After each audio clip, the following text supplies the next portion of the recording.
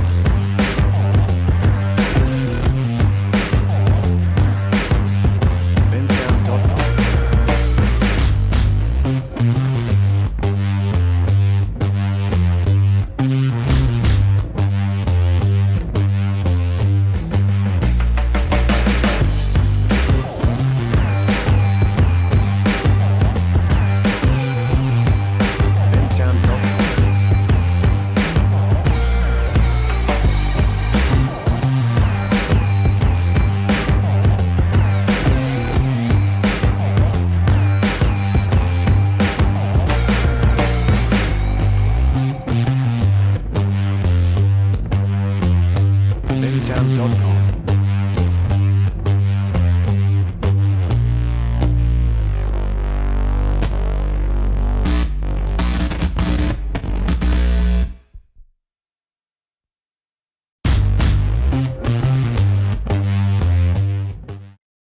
Hey everybody, welcome to the live stream. We are doing it. Ooh, I want to turn on the echoey stuff. I want to make it nice and echoey up in here.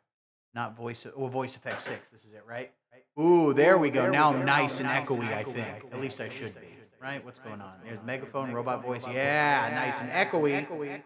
Turn that on when I start singing. Welcome to the Osarian Andrews live stream. Ladies and gentlemen, it is Thursday, and by that I mean it's Wednesday. April Fools!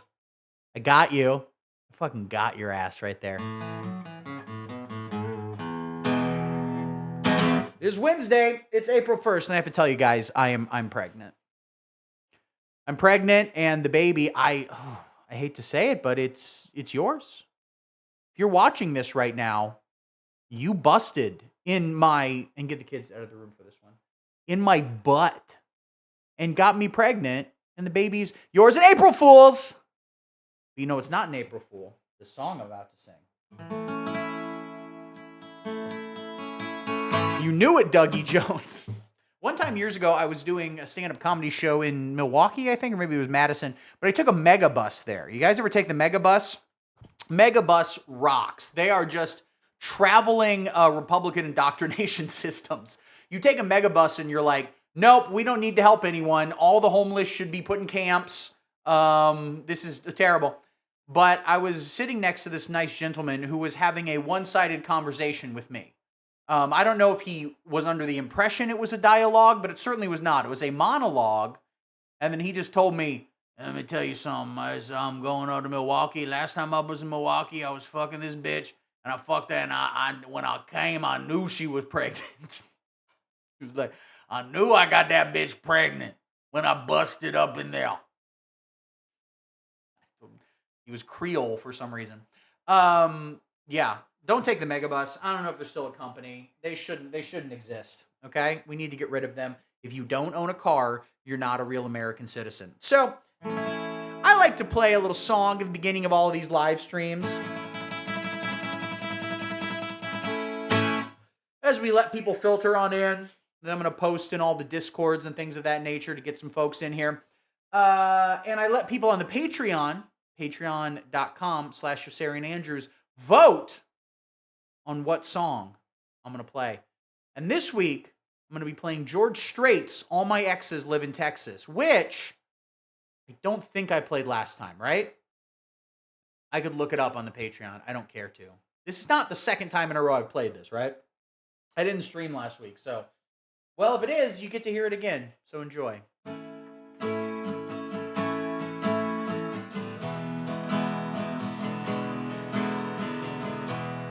I gotta turn the, there we go, now it's all echoey, now it's all reverby, right?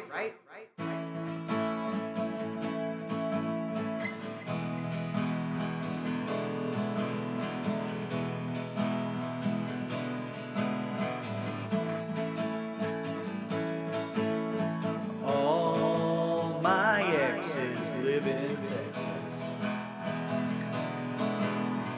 Texas is the place I'd really love to be. But all my exes live in Texas. And that's why I reside in Tennessee. Rosanna from Texarkana wanted me to push a broom. And Allison's from Galveston got eye on the moon. And Allison from Galveston somehow lost her. It's not Allison. What's the second name he does? God damn it. Allison from Galveston somehow lost her sanity. Don't just look at George Strait. Turns out, and this might be really shocking to you guys, this Republican singer, who is actually a multimillionaire but wears a cowboy hat as if he had a labor job, he's Republican. Who would have guessed?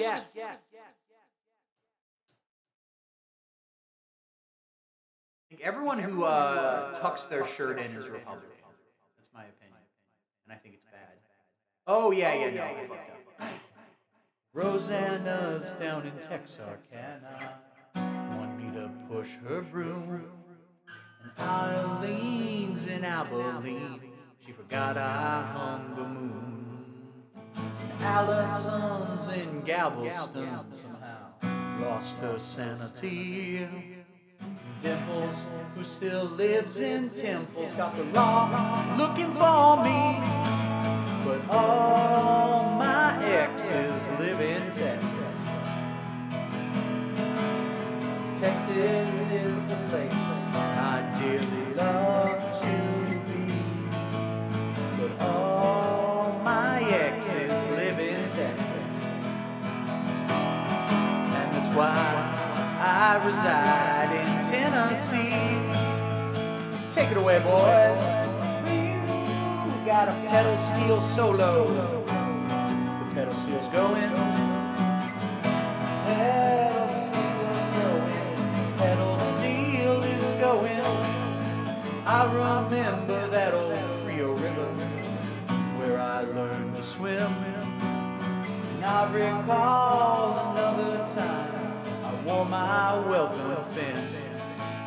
A transcendental meditation. Go there every night. But I always come back long before daylight. All my exes live in Texas. Texas is the place I dearly love to be. But all my exes live in Texas. That's why I reside in Tennessee. Some folks saying I'm hiding. There's rumors that I died, but I'm still alive in Tennessee.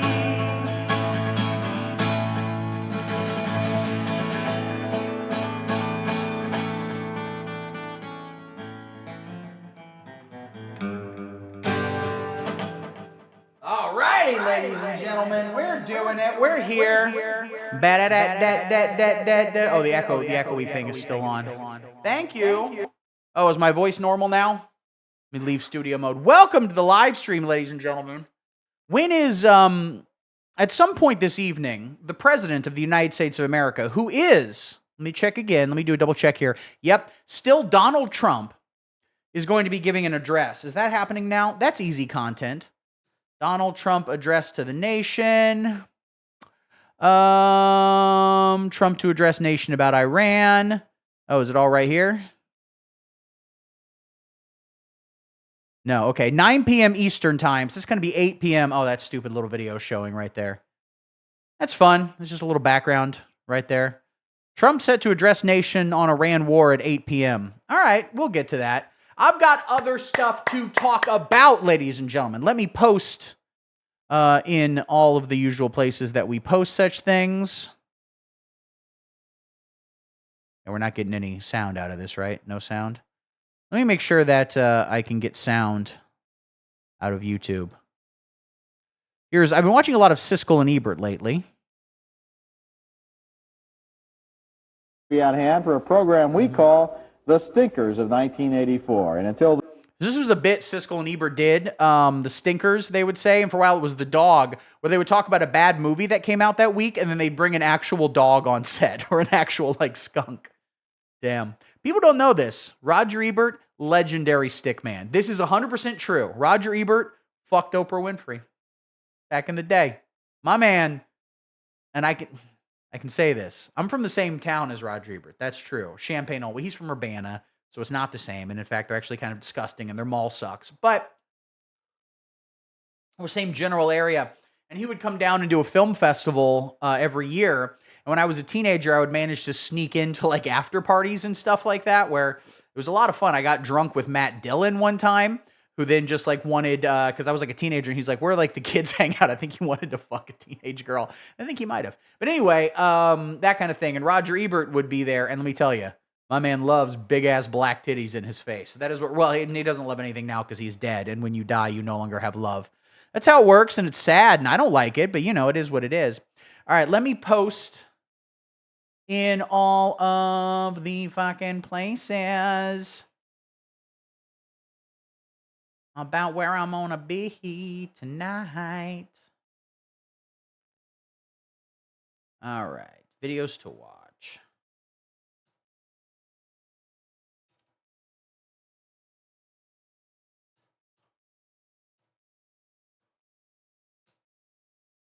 Long before daylight. Talk amongst yourselves, ladies and gentlemen. Maybe while I do this, I should, in fact, just play this video for... God, I need to remove that so bad, and I literally never will. All right. I'm going to, in fact, play old Siskel and Ebert's. This is from 1984, the year that someone way older than me was born. Could never be me. Then we'll see you at the movies. Let's go back to the beginning here. God, what a better time. What truly a better time. Well, we don't need that loud noise. That's a little annoying. Exit light. Okay, come Movies, on. 3 of the year's best films. I'm Roger Ebert, film critic of the Chicago Sun-Times. And I'm Gene Siskel, and those 3 musical films are on both Roger and my top 10 films list for 1984. We'll be showing you scenes from each of them and other pictures on our list, some of which are not so well known. And then at the end of the show, we'll each read off our entire... What's weird is they said their number one favorite movie was, of course, Super Mario Galaxy.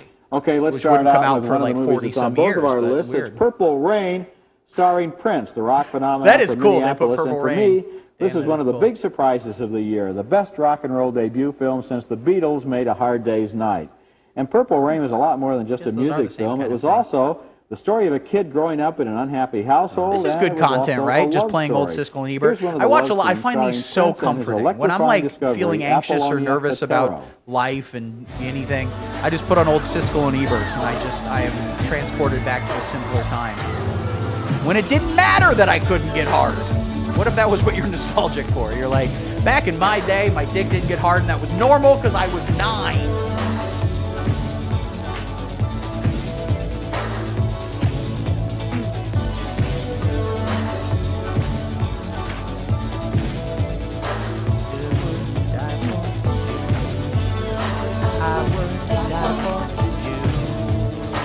I would die for you. This is probably going to give me copyright struck, right?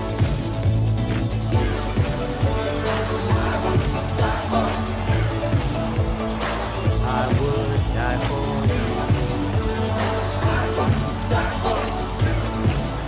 you. Best musician movie is Sid and Nancy. Says you. I would say, I don't know if they count as musicians, quite frankly. I would die for you. All right, guys, we got a lot to talk about today. We've got exciting stuff to break into. I'm doing a new thing with the live streams where, and this is a new tactic, I read about it, and I thought I'd deploy it. It's called trying. Instead of just coming on here, old me would have come on, we'd be doing at least 90 minutes on Prince and how Prince was easily the gayest homophobe of all time. Prince was like 5'6", exclusively wore ruffles on everything, and also was just like, miss me with that gay shit. Never hit me, fucking F slurs. Fuck off. We would talk about the song, was it Little Red Corvette? When he goes, she had a pocket of Trojans, some of them used, but it's Saturday night. I guess that makes it all right. Wait, can we actually, just a second, Prince, can we go back to the condoms, all the used condoms she had? I guess it's Saturday night, so you can reuse a condom. But at 12:01 on Sunday, better get a new condom. Little Red Corvette. That was the old me. All right, the new me, we're talking about things. Important things that are going to get viewers to this channel. That's right, ladies and gentlemen. We're talking about Hassan Piker, okay? Maybe you know who he is. Do you know who Hassan Piker is? Sound off in the comments if you've ever heard the name Hassan Piker. What's his actual name? I forget. Hassan Piker, that's the man's name. I've said before, Hassan Parker. That drop was fucking me up. Hassan Piker. He's very popular. In fact, he is such a popular Twitch and YouTube streamer that there is a whole ecosystem, which is how you say that word, around people hating on his shit. There's a whole little bottom feeder thing where people make good money just doing YouTube videos calling him a dumb himbo bastard. And I want to get in on that. This is a drama channel, okay? So we're here to talk shit about Hassan Piker. His head is a little too small for his body. I think we all agree. Let's go to the browser. I would die for you. We got a lot of stories. Hassan Piker's been in the news. If you're not familiar with him, he is a socialist communist streamer. Everyone's got their opinion on him, okay? He gets like 15 million viewers a stream or something, and he does it in his $3 million house, which is, it's stupid to criticize him for that. Yeah, he's a socialist, he's a communist, but he's incredibly capitalist in terms of having a nice house, a nice car, loving designer clothes. I get it. I think that's kind of appeals to hypocrisy, I think, are kind of stupid. Because sometimes they're right, sometimes they're wrong, and you can certainly have any critique of an economic system without necessarily saying that, like, you know, communism does not necessarily mean people can't be wealthy. That's more about distribution of money as opposed to anyone having or not having money.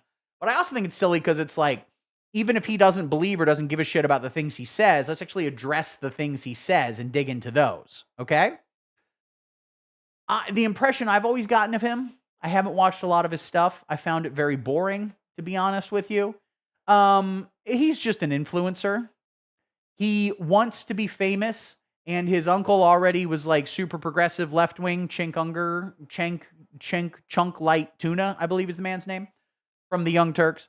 Already had a media empire, and so, you know, Hassan moved to America from Turkey and kind of fit into that mold. That doesn't mean I disagree with everything that he says. I agree with a lot of things that he has to say. But his position is, and always is, it does not change based on what he's talking about.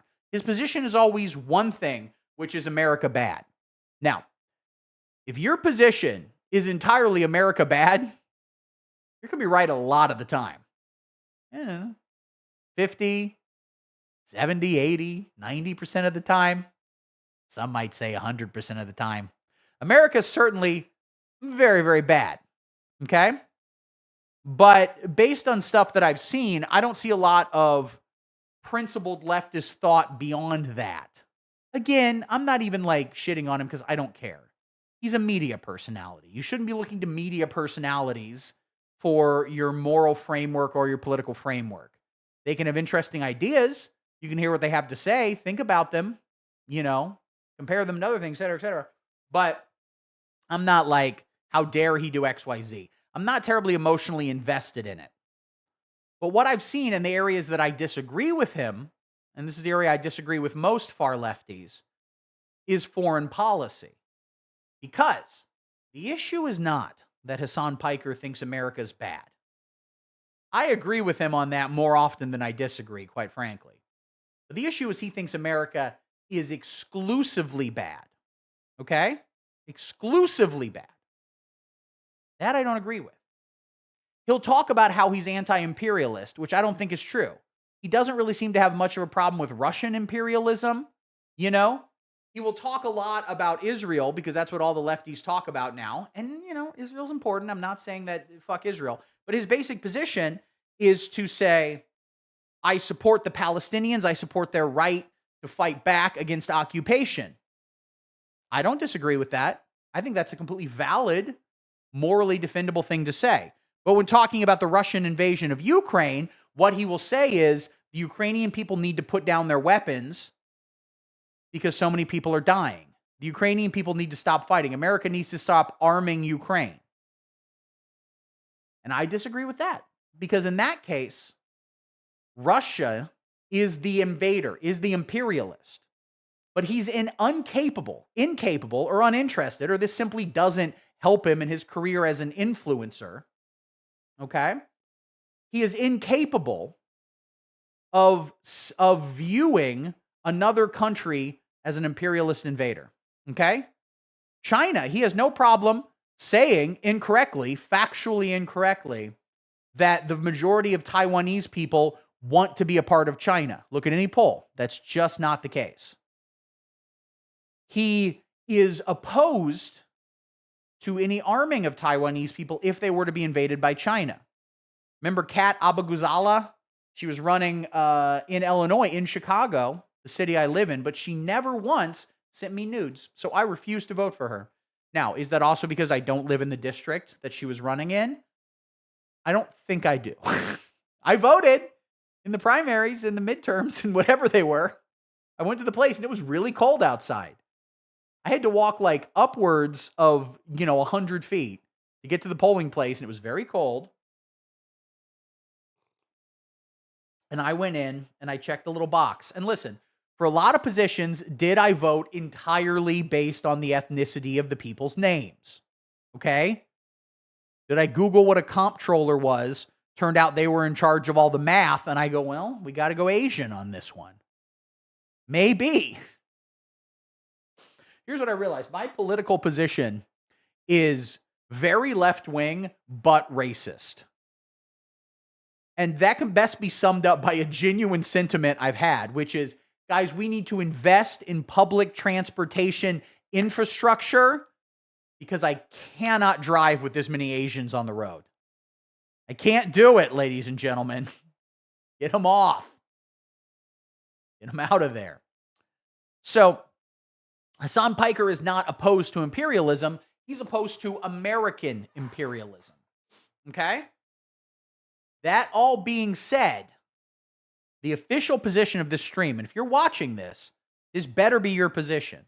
You need to think what I think and get mad at the things I'm upset about. You need to share my emotions.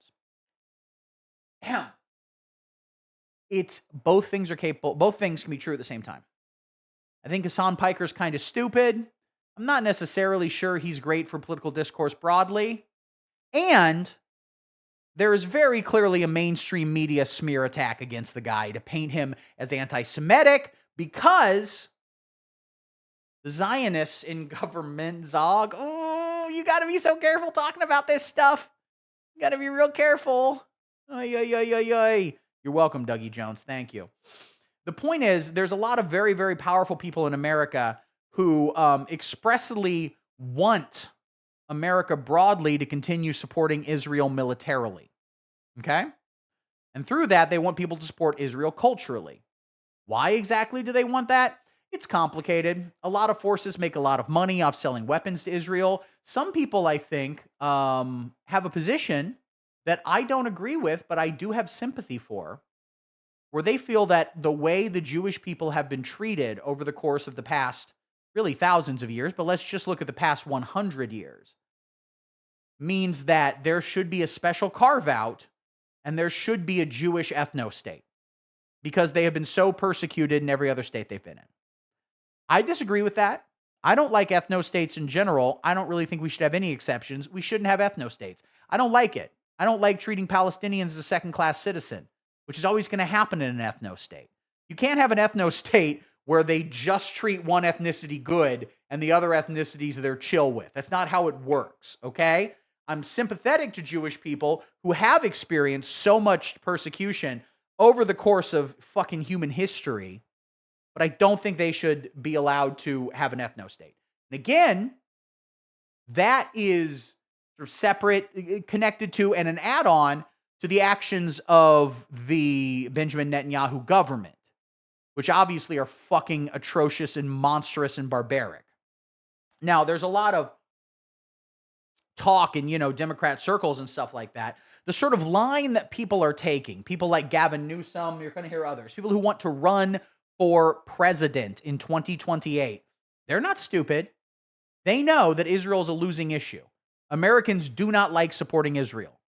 In about 30 minutes, Donald Trump is going to give some address where he either says we're fucking nuking Iran or we're pulling out. I'm not sure. But it's pretty obvious that the war in Iran was at the behest of Israel.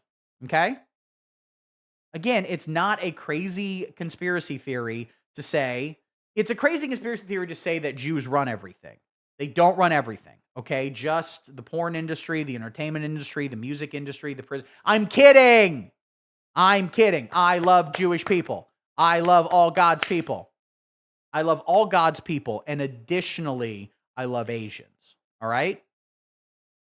I love all humans and also Asians. Just kidding. Getting spicy. Doing some of that edgy humor we like to hear around here. Obviously, people can go too far in the crazy Zionist conspiracy theories, but I just think it's pretty factually evident that Israel as a state and the powers that represent Israel have an undue influence on American politics. That's pretty obvious. You don't got to be a fucking rocket scientist to see that. And so, what all of these Democrats are doing, because they know Israel is not popular amongst the kids. They know it's not popular amongst anybody. It's more popular amongst Republicans, and it's not very fucking popular amongst Republicans. Let's look it up, actually. Americans' view of Israel percentage. What a weird Google search that was. What an absolutely psychotic Google search. 41%, I never like this, where it's 41% favoring Palestinians and 36% favoring Israelis. The same way people always say, like, well, I'm pro-Palestine. I don't want to say that necessarily because I don't want to be pro any government. I've stated on the stream before, I don't particularly like Hamas. I'm sympathetic to what they're doing. I'm sympathetic to how they came about in an area full of people who are being oppressed in a goddamn open-air prison. If I was born on the Gaza Strip, I might be in Hamas too. Doesn't mean Hamas is good. I don't particularly like them. I don't particularly like what they're doing. But I would not say I'm pro-Palestine. I am anti the genocide of the Palestinian people. I do think that's an important distinction. It's not, because who gives a shit what I am or I'm not, but it's important to me, and that's what matters. Look at this. Actually, this is interesting. According to Gallup, 54% of Republicans hold a positive view of Israel. I didn't know that. I thought it was under 50. This is why you got to look things up. You can't just go on vibes. It's easy to just kind of be like, well, I think most Republicans hate Israel because they're all Nazis. And they are. But you can also be a Nazi and support Israel. In fact, the Nazis, the Hitler ones, the OG, the original Nazis, back when Joan Jett was in the band. It didn't make any sense, but I enjoyed saying it. The original Nazis wanted to move a bunch of Jews to Palestine. They like it. Israel is an ethno-state, and Nazis love ethno-states. They also love death, and so they will eventually kill everyone in the ethno-states. But they will claim at the beginning, like, no, we just want to put you in your own place, okay? Yo, you guys get Boca. And then in 5 years, it's like, we got to nuke Boca. It's so degenerate. Someone there was wearing fake boobs. Maybe they're a Republican. We'll talk about that a little bit later. But yes, 13% of Democrats have a positive view of Israel, which I think is... but Benjamin Netanyahu's favorability is 21%. So I think that is the important distinction. Republicans hold a positive view of Israel, but they don't necessarily view Benjamin Netanyahu favorably. 32% of Americans overall approved of Israel's military action in Gaza. It's very hard to get any position like below 40% because 40% of people, roughly 30, 35, 40% of people are MAGA, which means they are, and I don't say this word lightly, they are retarded. They are retarded. We're going to watch a Nick Shirley video later, and you'll see what that looks like. So they'll just believe whatever Newsmax tells them that day. And I don't watch Newsmax, but I believe every day it tells its fine viewers that unless we turn every single child in Palestine to glass, into a glass sculpture, which we will then fart on, shattering it, otherwise, God will never come down and show you a close-up of Sydney Sweeney's pussy. If we don't nuke the Gaza Strip entirely, you will never get to see a close-up image of Sydney Sweeney's labia. I think that's what it tells through Christ. Jesus Christ will present it to you and become Sydney Sweeney and become her labia. Not her. There's the giant faces of floppy.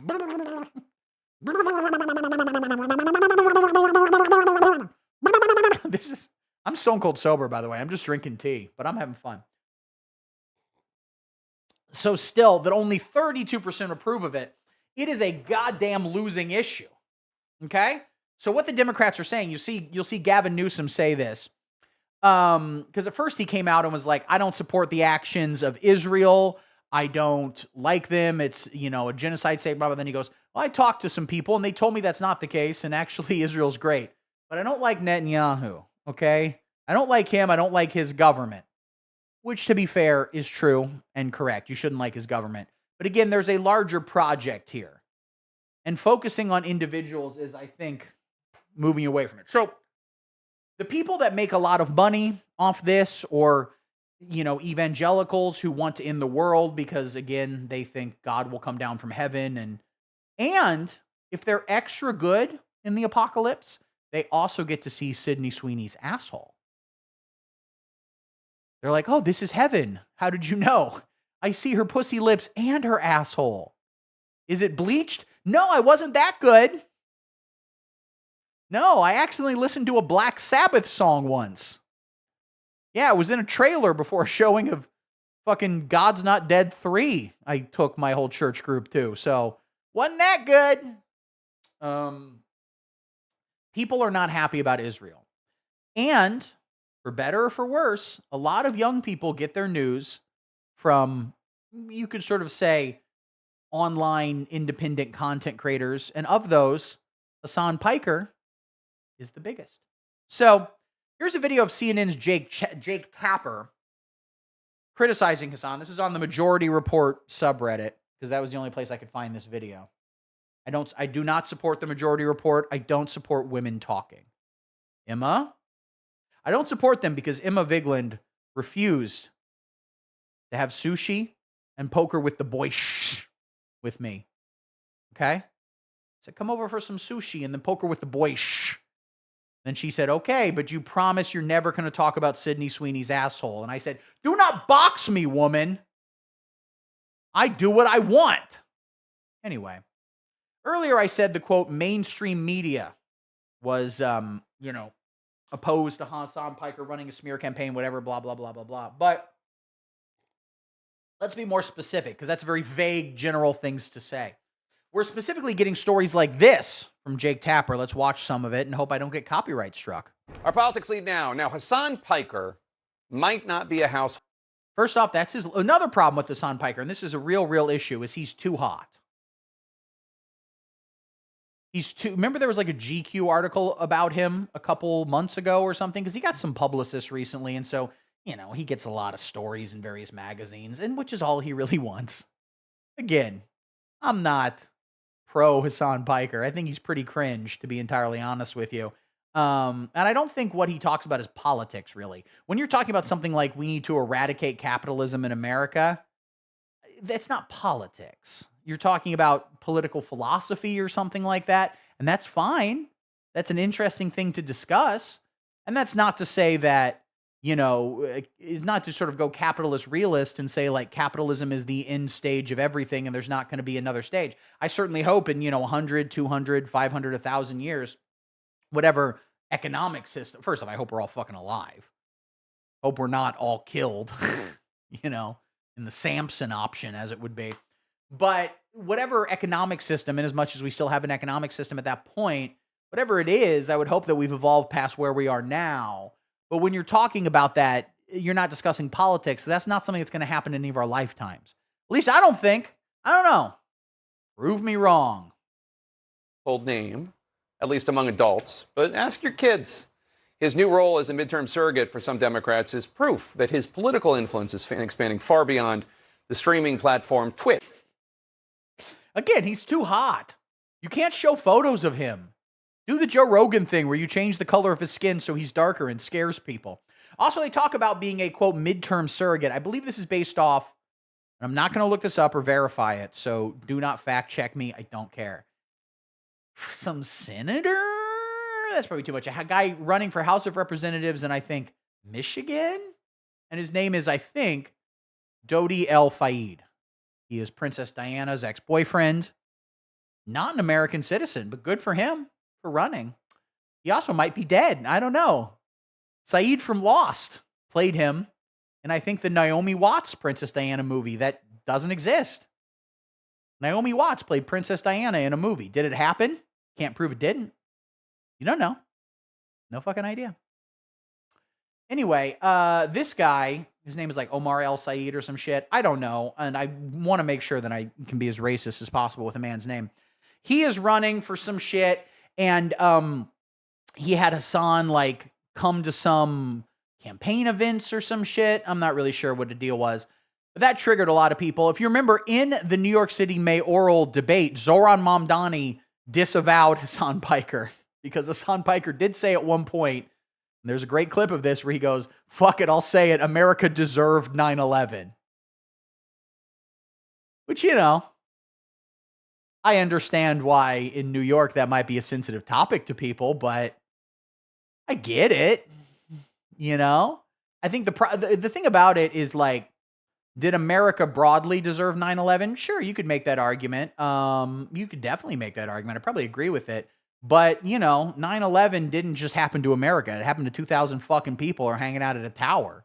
Those people didn't deserve to die. Well, some of them did. There were 2,000, so at least there were a couple in there that were child molesters. Not enough people talk about how 9/11 statistically had to have gotten a couple of child molesters. All right? It's where he has taken up residence. He is, without question, an online influencer with nearly 3 million followers. His rise as a prominent voice on the left is now driving a wedge between Democrats, and for good reason. Hassan Piker's past and present is checkered with controversial, if not outrageous, if not bigoted comments like this one. America deserved 9/11, dude. It. I'm saying it. We totally brought it on ourselves, dude. Holy shit. The ultra-Orthodox Jews. Now he's going to be the ultra-Orthodox Jews. That is pretty funny. Also next to a picture of Dan Crenshaw, who I think just lost re-election. Fuck off. Eat shit, bozo. Suck my fucking cock. He's one of those guys who, like, went to the army and lost his stupid eye so he could be a politician. J.D. Vance was kind of like this, too, but J.D. Vance was smarter and better at political maneuvering. So by the time he actually entered political life, he was like, wait, everyone hates the troops now? All they want is a fat moron to be like, if you're not holding the gun at all time, your kid's going to be trans. Shit. Who's leaving Israel? Hilarious. Okay? If they serve in the military and then they get their untrained, inbred asses shipped into southern Lebanon, again, very funny. You know, it's Hassan Piker. That is very funny. I would agree that it would be very funny. You're calling Orthodox Jews inbred. He didn't say all Orthodox Jews are inbred. Again, why you make me defend this guy, okay? I don't like him very much, but I simply must because he didn't say that. Just objectively, he just said some of them. And to be honest, some of them are, okay? That's a thing that tends to happen with your, ultra-fundamentalist religion. You end up fucking your sister, okay? Because again, God comes down from heaven and is like, because, and I don't want to spoil anything, get the kids out of the room for this one. God's not real. We made that shit up because we're afraid of death. That's, God, why did you make me do this? Exactly. But that's the point. God's not fucking real, okay? So God just represents whatever we want to do. And so if you're just a person who's been told every day that you shouldn't fuck, like, you're going to want to fuck because that's how the human brain works. And if the only woman you see is your sister, you're going to want to be like, that's weird that God came down in my dream last night and said, I got to fuck you, Beth. I'm not liking this at all. God, why did you make me do this? Piker has also posted comments such as these, where he unequivocally sides with Hamas, calling them the lesser of two Israels compared to the lesser of two evils compared to the government. Or Jake Tapper can't even fucking talk. Get it together. Government of Israel. Piker has since apologized for his comments on 9/11. He did look at this guy's stupid face. So again, I wouldn't necessarily be in the business of comparing evil between Hamas and the IDF. I don't really think it's a competition. That being said, if you were to get into a competition, and that's not to say I particularly like Hamas, and do a Pierce Morgan, hang on. Do you disavow Hamas? Or hang on that. Pierce Morgan, why hasn't he hosted SNL UK yet? Get him on there. If I had to choose between the two, just in terms of like numbers, man, It's got to be the IDF easily, you know?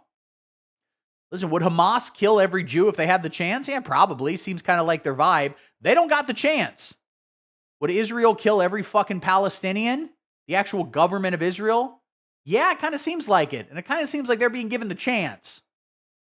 So in terms of actual material reality, wouldn't necessarily argue with him on that one.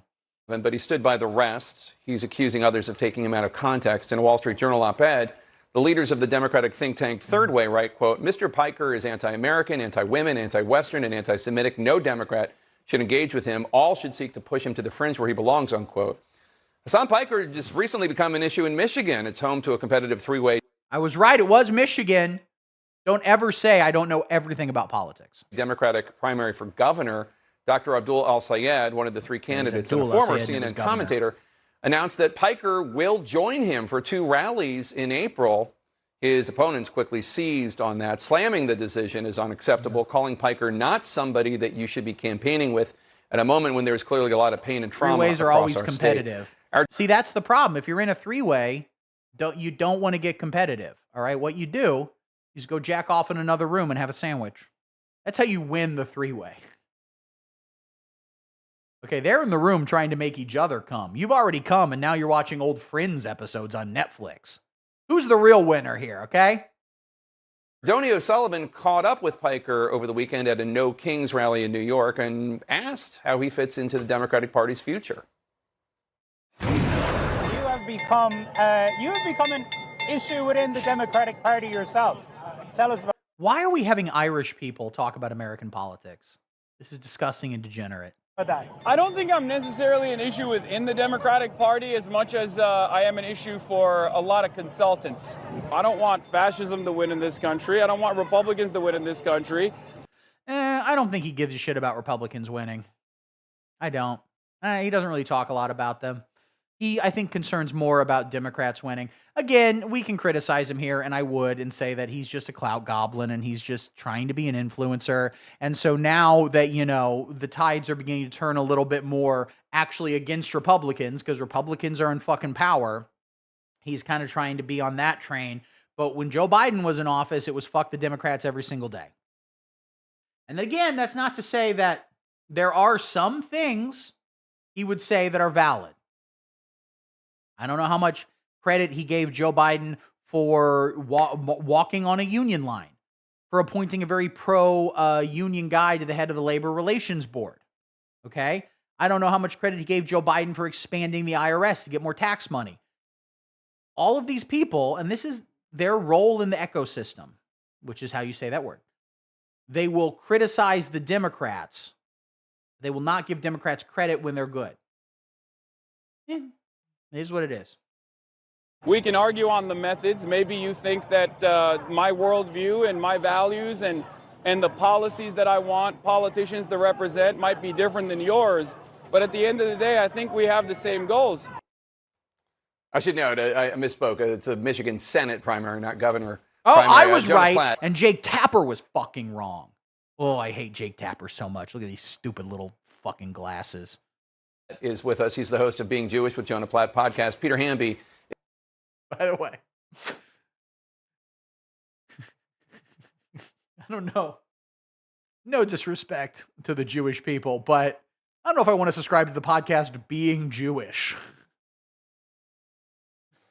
What's this week's episode? It's mostly about allergies. Is the founding partner of Puck News. And Peter, look, obviously he has said a lot of things that a lot of people find outrageous, and he called one Jew a Zionist pig dog. He has called Hamas the Palestinian resistance. He is just... Hamas is the Palestinian resistance. That's just objectively true. You cannot like all of their methods in resistance. There are methods I don't like, but again, I'm sitting in a nice, comfortable fucking chair in Chicago. I'm not in an open-air prison in Gaza Strip right now. So it's easy for me to criticize various things, okay? And yes, he didn't call Jews pig dogs. He says Zionists. And this might not be a distinction that is made by many Nazis, unfortunately, but it is a distinction nonetheless. A Jew and a Zionist are not the same thing. Some people use them interchangeably. I do not believe Hasan Piker does. say what you will about the guy, I do not believe he is anti-Semitic, based on what I've seen. Justified October 7th and on and on and on. What does his influence tell you about where the Democratic Party stands today? And I guess, is it despite those comments or because of those comments? I think it's despite those comments a little bit. I mean, back to your first question, what it says about the party. I think Dr. Abdul al-Sayed is looking for a lane in a three-way primary. He is slightly behind in the polling. And like a lot of Democrats and a lot of progressives, after... Here's the thing to kind of remember about all this shit. This is what they're covering right now.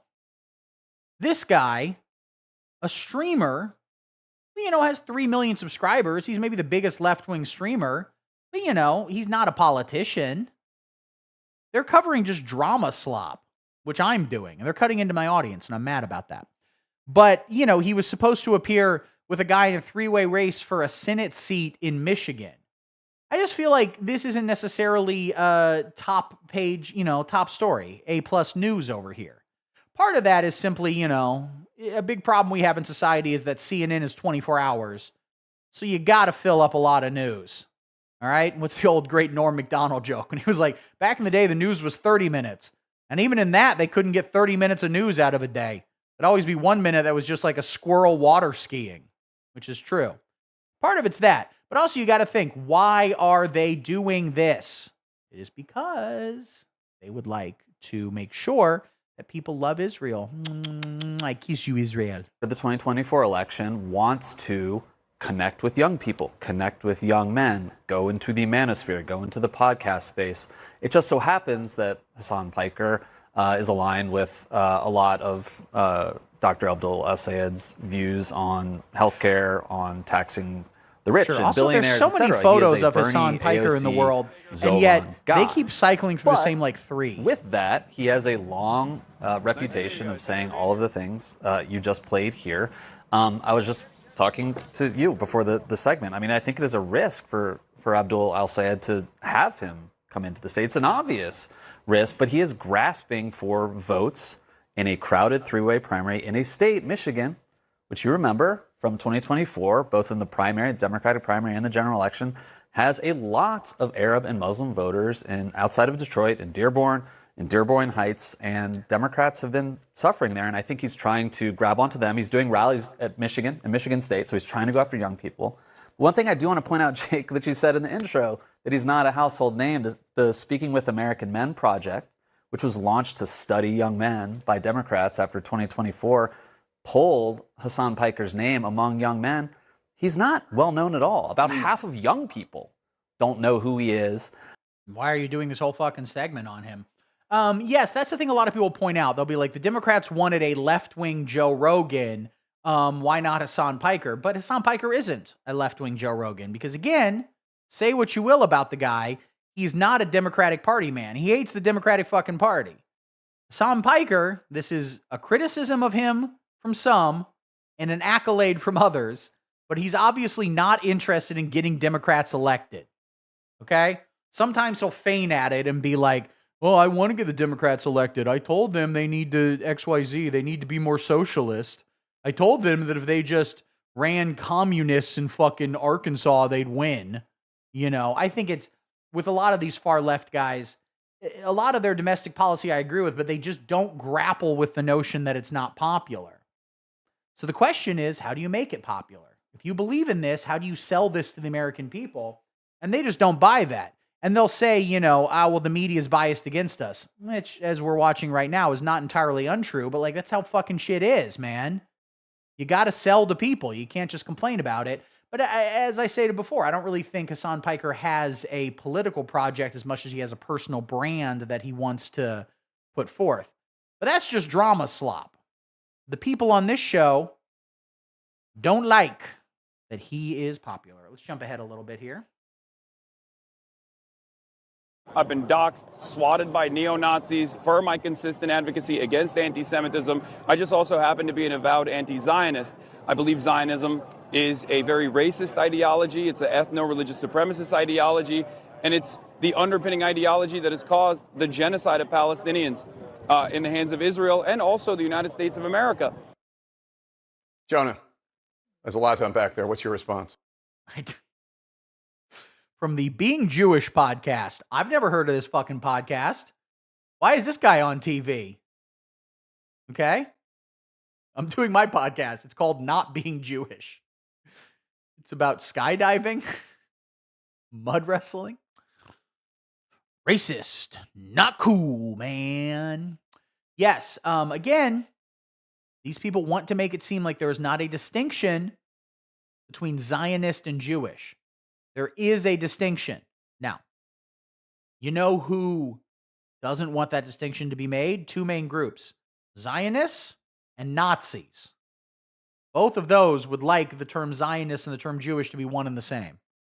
And I myself am neither. Yeah, I mean, what Piker does that a lot of people of his ilk do is they try to inoculate themselves against claims of Jew hatred by pointing it out in places that aren't them. He's been very clear pointing things out on the right. Oh, that's anti-Semitism.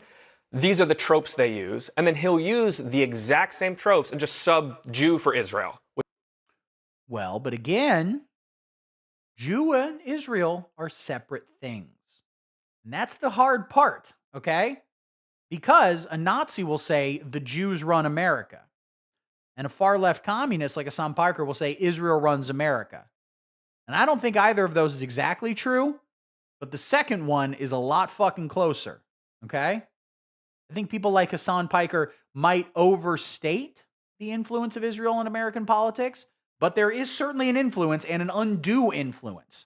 And most importantly, Zionist and Jew are different things. So this guy just wants to hand wave that and be like, well, you know, he doesn't say Jew, he says Zionist, and he does not. It's like, well, those are separate things. That if you were like, you'd leave a meal at a restaurant and be like, damn, that meal was shitty. And someone's like, how dare you say that about blacks? And you're like, what? I said the meal was shitty. You go, yeah, but by the meal, you mean blacks. And it was like, no, those are two separate sentences. To be fair, though, you know, it was a Harold's chicken. Which is the place where all Jews collectively have a connection to, and is the homeland where more than 50% of Jews on planet Earth live. So it's not, he would never say Jews control the media, but Israel controls the media. I'm culturally Jewish in that I'm annoying. The Jews didn't pull us into the war with Iran and control the American government, but Israel does.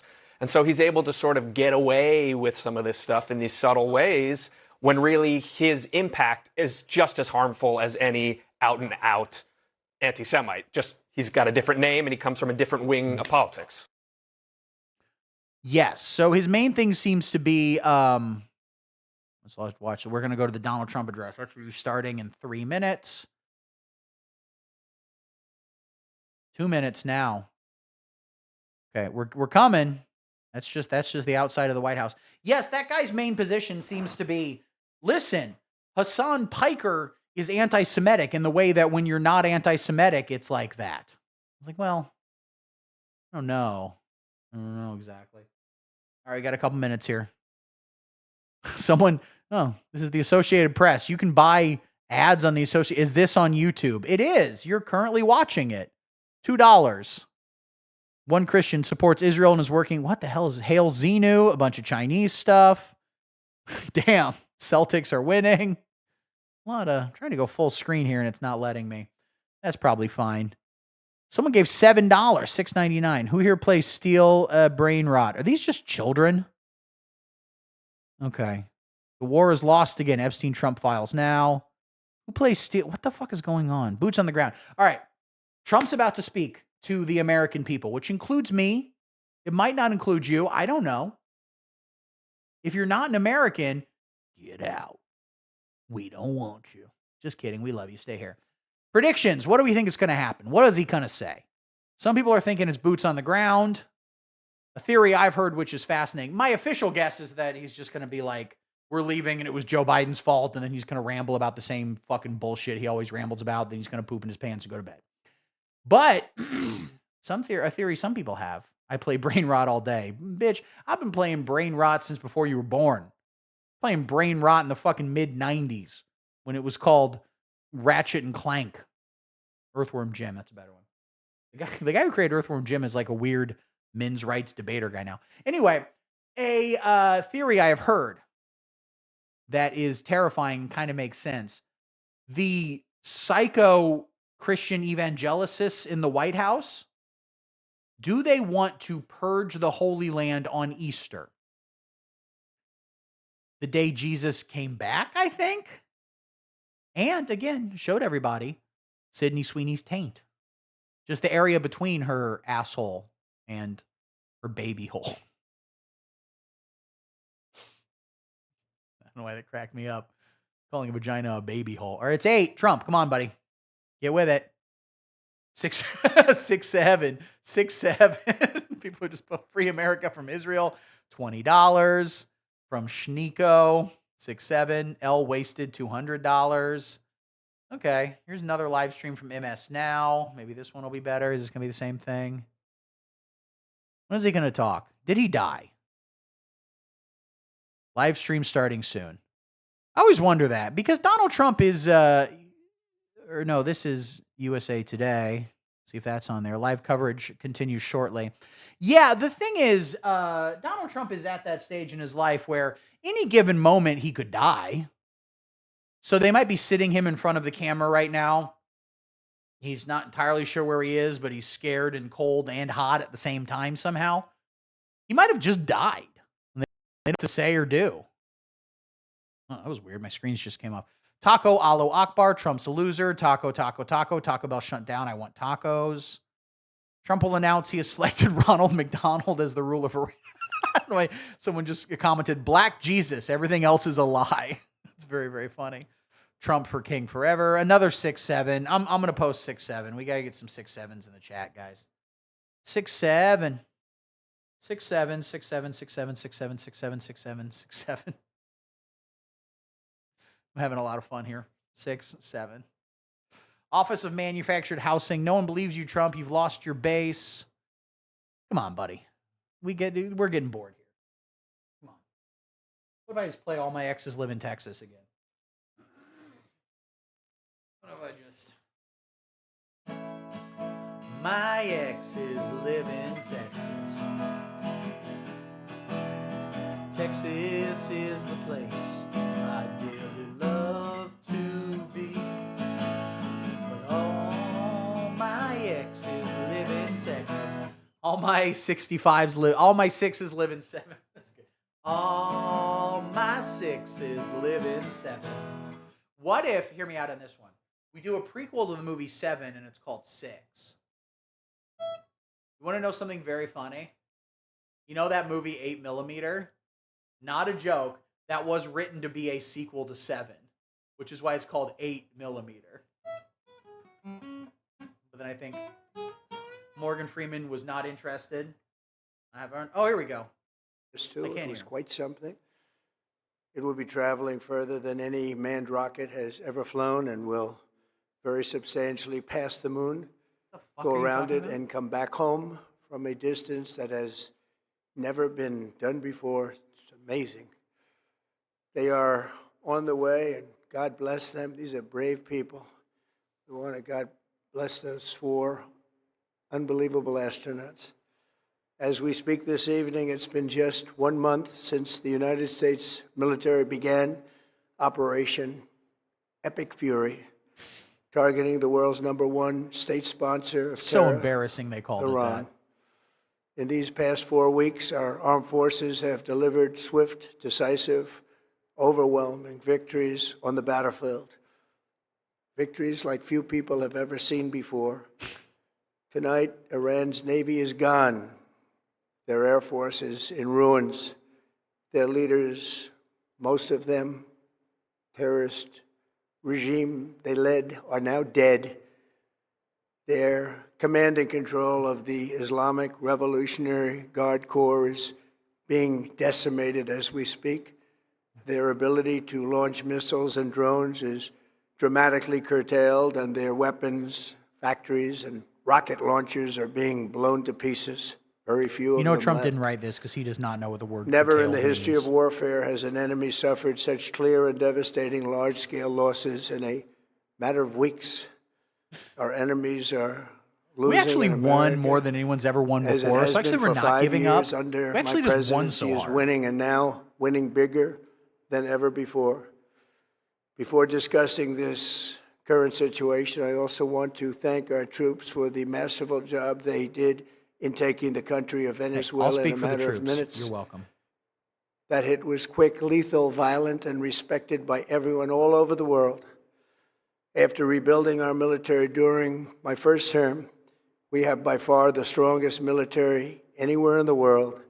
And now we're working along with Venezuela and are, in a true sense, joint venture partners. We're getting along incredibly well in the production and sale of massive amounts of oil and gas, the second largest reserves on Earth after the United States of America. We're now totally independent of the Middle East, and yet we are there to help. We don't have to be there. We don't need their oil. We don't need anything they have, but we're there to help our allies. Tonight, I want to provide an update on the tremendous progress our warriors have made in Iran and discuss why Operation Epic Fury is necessary for the safety of America and the security of the free world. From the very first day I announced my campaign for president in 2015, I have vowed that I would never allow Iran to have a nuclear weapon. This fanatical regime has been chanting death to America, death to Israel for 47 years. Their proxies were behind but they have unpopular positions too. 241 Americans in the Marine barracks bombing in Beirut, the slaughter of hundreds of our service members with roadside bombs. They were involved in the attack on the USS Cole, and they carried out the countless other heinous acts, including the just horrible, bloody atrocities of October 7th in Israel. Something that most people have never seen anything like it. This murderous regime also recently killed 45,000 of their own people who were protesting in Iran. 45,000 dead. For these terrorists to have nuclear weapons would be an intolerable threat. The most violent and thuggish regime on earth would be free to carry out their thuggish. Remember that to Republicans, campaigns of terror, thug just coercion, means conquest, and mass murder from behind a nuclear this video is being slow. Shield. I will never let that happen, and neither should any of our past Someone just commented, his breath smells like ass. This situation has been going on for 47 years and should have been handled long before I arrived in office. Yeah. I did many things during my 2 terms in office to stop the quest for nuclear weapons by Iran first, and perhaps most importantly, I killed General Qasem Soleimani. That's not how you say his name. In my first term, he was an evil genius, brilliant person, a horrible human being, however, the father of the roadside bomb. It's weird he named his kid the roadside bomb. Oh, that was terrible. And he lived just horrible, what he did. Iran would. Okay. Pause this right here. If I refresh this page. I got too many tabs going on right here, maybe. Let's close some out.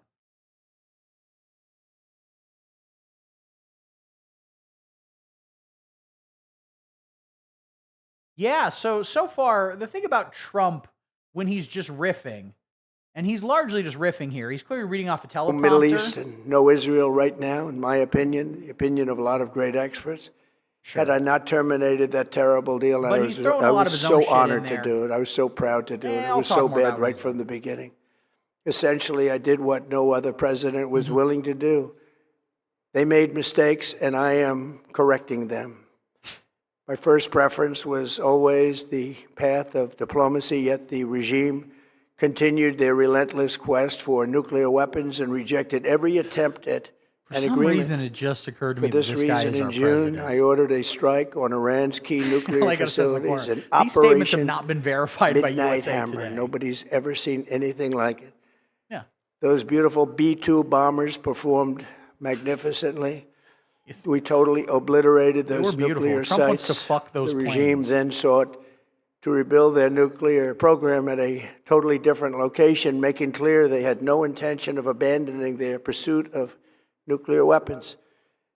They were also rapidly building a vast stockpile of conventional ballistic missiles and would soon have had missiles that Someone just could commented, reach the Charlie Kirk American didn't want homeland, this. Europe, and virtually any other place on Earth. Sure. Iran's strategy was so obvious. They wanted to produce as many missiles as possible, and they did, with the longest range possible, and they had some weapons that nobody believed they had. We just learned that out. We took them out. We took them all out so that no one would really dare stop them. And their race for a nuclear bomb, a nuclear weapon like nobody's ever seen before. They were right at the doorstep. No, dude, I saw Oppenheimer. For years, Seen everyone nuclear has said weapons. that Iran cannot have nuclear weapons. But in the end, those are just words if you're not willing to take action when the time comes. As I stated in my announcement People of keep commenting, we Operation know what Epic needs to Fury, be done. our Is that- objectives are very simple and clear. I will not violate We are TOS kind of systematically thing going on dismantling here? the regime's ability to threaten America or project power outside of their borders. That means eliminating Iran's navy, which is I gotta now commit to watching this, absolutely goddamn. destroyed, hurting their air force and their missile program at levels never seen before, and annihilating We get their it. Nothing's defense ever been seen industrial before. base. We've done You all use of that every other Their fucking navy sentence. is Come up with a gone. new Their Air term. force is gone. Their missiles We will do are what needs just to be about done on used up or Twitch.tv. beaten. Absolutely, we Taken together, these actions will cripple Iran military, crush their ability to support terrorist proxies, and deny them the ability to build a nuclear bomb. Our armed forces have been extraordinary. There's never been anything like it militarily. Everyone is talking about it, and tonight I'm pleased to say that these core strategic objectives are nearing completion. As we celebrate this progress, we think especially of the 13 American warriors who have laid down their lives in this fight to prevent our children from ever having to face a nuclear His Iran. mouth seems both really Twice wet this and past really month, dry I've at the traveled same to time. Dover Air I don't know how he Force pulls Base, that off.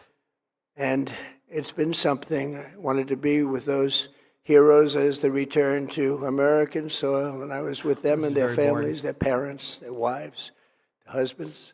And so We on salute so them, forth. and now Yeah, we yeah. must honor them by completing the mission for which they gave their lives. And every single one of the people, their loved ones said, "Please, sir, please finish the Checking job." my email now. Every one of them. And we are going to finish the job, and we're going to finish it very fast. We're getting very close. I want to thank our allies in the Middle East, Israel, Saudi Arabia, Qatar, the UAE, Kuwait, and Bahrain. They've been great, and we will not let them get hurt or fail in any way, shape, or form. Many Americans have been concerned to see the recent rise in gasoline prices here at By the home. way, I just opened up this The short-term screen on my increase has phone been entirely the result of the to Iranian look regime on my launching phone at a deranged video of myself terror on my attacks phone. against commercial oil tankers in neighboring countries that have That's nothing to happening. do with the conflict. This is yet more proof that Iran can never be trusted with nuclear weapons. They Yeah, will the use them, and nuclear, they will blah, use them blah, quickly. blah. You're going to pull out, It would and lead it's everybody to else's fault, decades and you of did great, extortion, and Joe Biden's gay. economic We get pain, it. and Let's come on. instability worse than we can ever imagine. The United States has never been better prepared economically to United confront States. this threat. You all know that. We Seems a built very the moist strongest mouth. I economy don't in know. history. We're going through it right now, the strongest in history. In 1 year, we've taken a dead and crippled country. I hate to say that, but we were a dead and crippled country after the last administration. We and are a made crippled it the country, hottest but, you know, country anywhere in the cognitively world so. by far, with no inflation, record-setting we're a investments country that coming gets to into park the in the United handicapped States, spot, over but, you know, $18 trillion. We don't need and a the highest wheelchair. stock market ever. We can walk with 53 to our all-time job record as the highs only in just person 1 working year. hard at this Burger King. It all positioned us to get rid of a cancer that has long simmered. It's known as the nuclear Iran, and they didn't know what was coming. They've never imagined it. Well, I don't think Remember, Iran because had of nuclear our weapons. drill Because baby they drill did, I don't think we program, would have America invaded has them. plenty of gas. We have so much gas. Under my leadership, we are #1 producer of oil and gas on the planet without even discussing the millions of barrels that we're getting from Venezuela. Because of the Trump administration's policies, we produce more oil and gas than Saudi Arabia and Russia combined. Yeah, absolutely. Maybe we'll just turn this down a little bit. The thing is, Trump, when he's riffing, I think he largely is. There's a teleprompter he's reading here, but he's like a blues guitarist where, you know, he's playing variations on a theme, but he's only got like 3 or 4 licks. Which is, you know, no one's ever seen it before. But the real trick Donald Trump has, what he really brought to politics, was lying. And I know people are like, well, politicians always lie. And to some degree, that's true.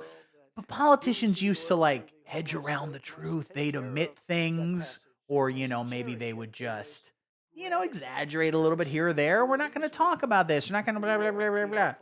But Trump was like, what if I just make shit up? What if I just go on there and just fucking riff nonsense? Do you know that we have more oil than ever? And actually, gas is the cheapest it's ever been because actually, you know, I fucked Sydney Sweeney last night. Yeah. Just make shit up. No one cares. If anyone tries to fact check you, just call them gay.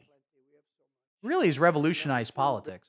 Not just in America, but globally. Delayed courage. Should have done it before. Should have done it with us, as we asked. Go to the strait and just take it, protect it, use it for yourselves. Iran has been essentially decimated. The hard part is done, so it should be easy. And in any event, when this conflict is over, the strait will open up naturally. It'll just open up naturally. They're going to want to be able to sell oil because that's all they have to try and rebuild. It will resume the flowing, and the gas prices will rapidly come back down. Stock prices will rapidly go back up. They haven't come down very much, frankly. They came down a little bit, but they've had some very good days over the last couple of days. That's great, Trump being like, I'm going to fix the problem, and actually there isn't a problem. But we had to take that little I'm going to make it better, and actually it's fine to get rid of this horrible threat. With our historic tax cuts, where people are just now talking about receiving larger refunds than they ever thought possible. They are getting so much more money than they thought. That's from the great, big, beautiful bill.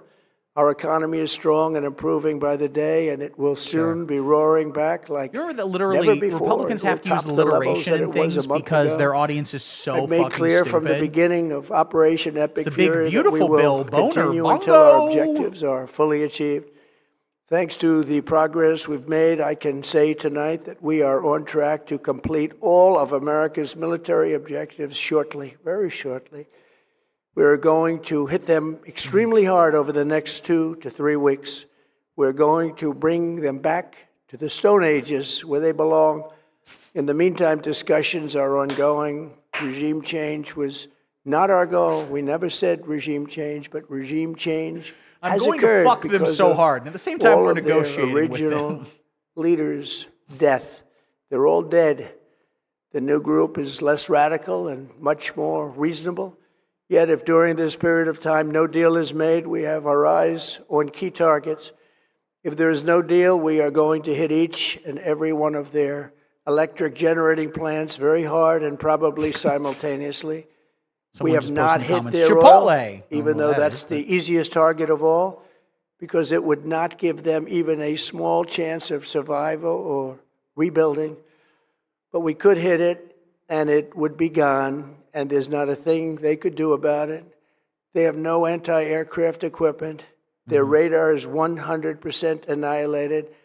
We are unstoppable as a military force. Can't immediately the nuclear sites that we obliterated with the B-2 bombers have been hit so hard that it would take months to get near the nuclear dust, and we have it under intense satellite surveillance and control. If we see them make a move, even a move for it, we'll hit them with missiles very hard again. We have all the cards, they have none. It's very important that we keep this conflict in perspective. Boring. American involvement in World War I lasted 1 year, 7 months, and 5 days. World War II lasted for 3 years, 8 months, and 25 days. 6, 7, indeed. Thank you. The Korean War lasted for 3 years, 1 month, and 2 days. The Vietnam War lasted for 19 years, about 5 months and Wikipedia 29 articles days. on war now. Iraq went on for 8 years, 8 We lost months, Vietnam. and 28 Not wrong. days. We are in this military operation so powerful, so brilliant, against one of the most powerful countries for 32 days. And the country has been eviscerated and essentially is really no longer a threat. They were the bully of the Middle East, but they're the bully no longer. This is a true investment in your children and your grandchildren's future. The whole world is watching, and they can't leave the power, strength, and brilliance. They just can't believe what they're seeing. They can't believe leave it to your imagination, but they can't believe what they're seeing. The brilliance of the United States military. Tonight, every American can look forward to a day when we are finally free from the wickedness of Iranian aggression and the specter of nuclear blackmail. Not like the Because of the content, actions but we have just the taken, we are on the presentation. cusp of ending Iran's sinister threat to America and the world. And I'll tell you, the world is watching. And when Sure they are, Donald. we do, when it's all over, the United States will be toilets on the safer, aircraft stronger, carriers, more nice. prosperous, and greater than it has ever been before. May God bless the men and women of the United States Armed Forces, and may God bless the United States of America. Thank you very much, and good night. Okay. So cool. Thank you for joining. April Fools. So it seems to basically be what I said. He is pulling out, I guess, in a couple weeks. But first, they're going to do more. It's tough. Well, that was April Fool's. I truly am fooled. What if he comes out and he pulls his mask off and it's just Jeb Bush? And he goes, yeah, the whole thing was, it was April Fool's. I'm actually president. I guess we're not at war, but we also are. But we won the war, and so we're stopping the war because we won it so hard? God damn. Even by the standards of Donald Trump, that was fucking incoherent and depressing. God damn, dude. I don't know. All right. I'm going to use the restroom. Then I'm going to come right back. And we're going to fucking at least watch one more video. If not even more after that. But I'll be right back, guys. I will see ya. Wait, that was not the button I meant to press. This is the button.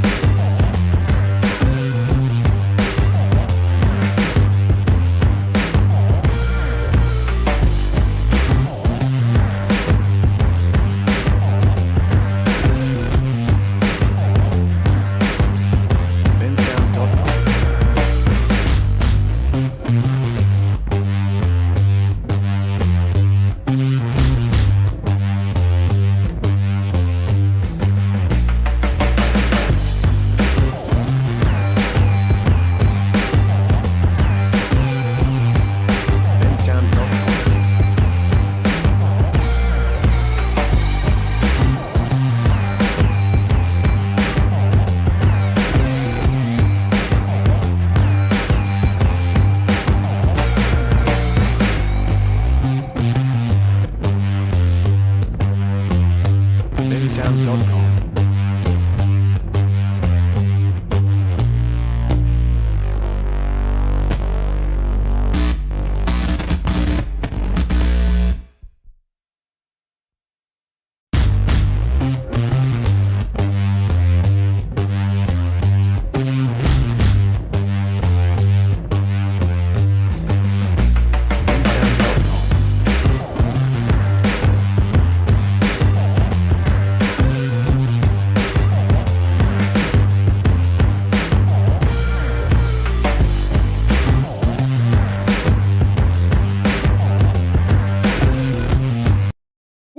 I'm back, ladies and gentlemen. How we doing? We having fun? We enjoying ourselves out there? All right, so Donald Trump, thankfully, thank God, he deserves the Nobel Prize, guys. He personally stopped the Iraq War, partially due to doing war in Iran, which is not Iraq. Iraq. Listen, I threw Iraq and Iran, okay? Let the record state. Let the record state. Whew. I'm tired. Let's do one more video, then we'll get out of here. I can't do these Hassan Pikers, these guys out there doing 12-hour streams. I could do that.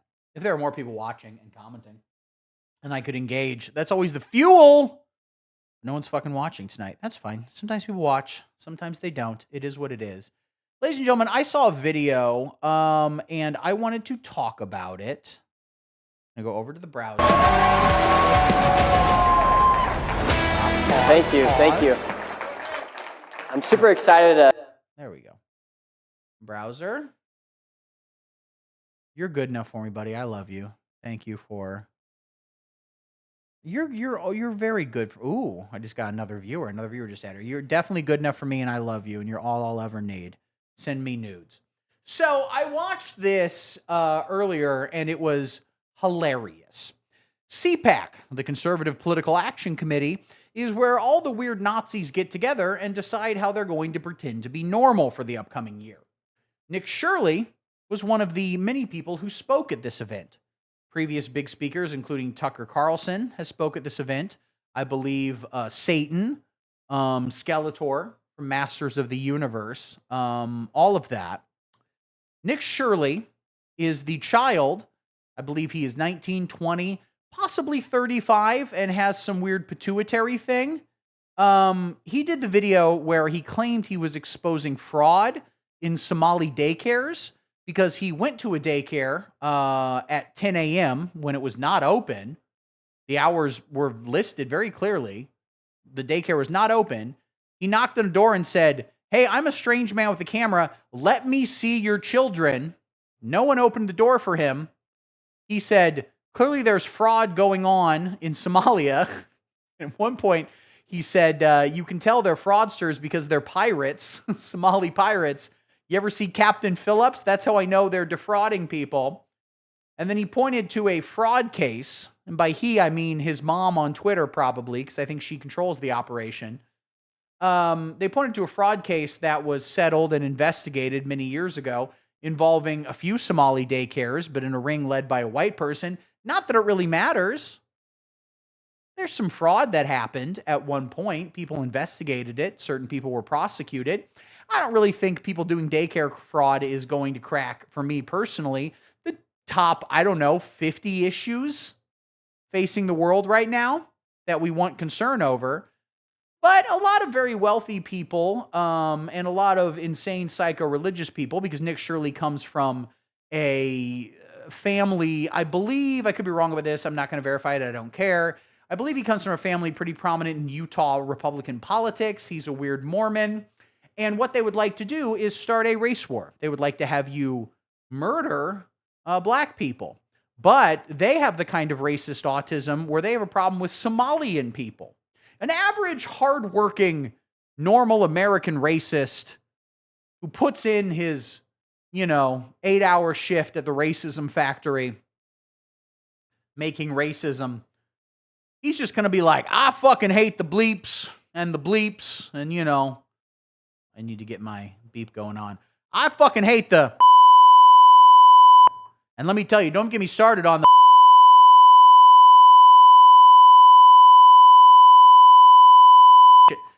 just going to be like that. The real next level, super advanced racism is where it's like, I have a problem with Somalians. Do you understand how stupid America is? Listen, the people in America, if you asked all of them about Somalia, about 15% would go, I think those are like the pirates from that Captain Phillips movie. Those are the most advanced Americans geographically. Americans do not know where Somalia is.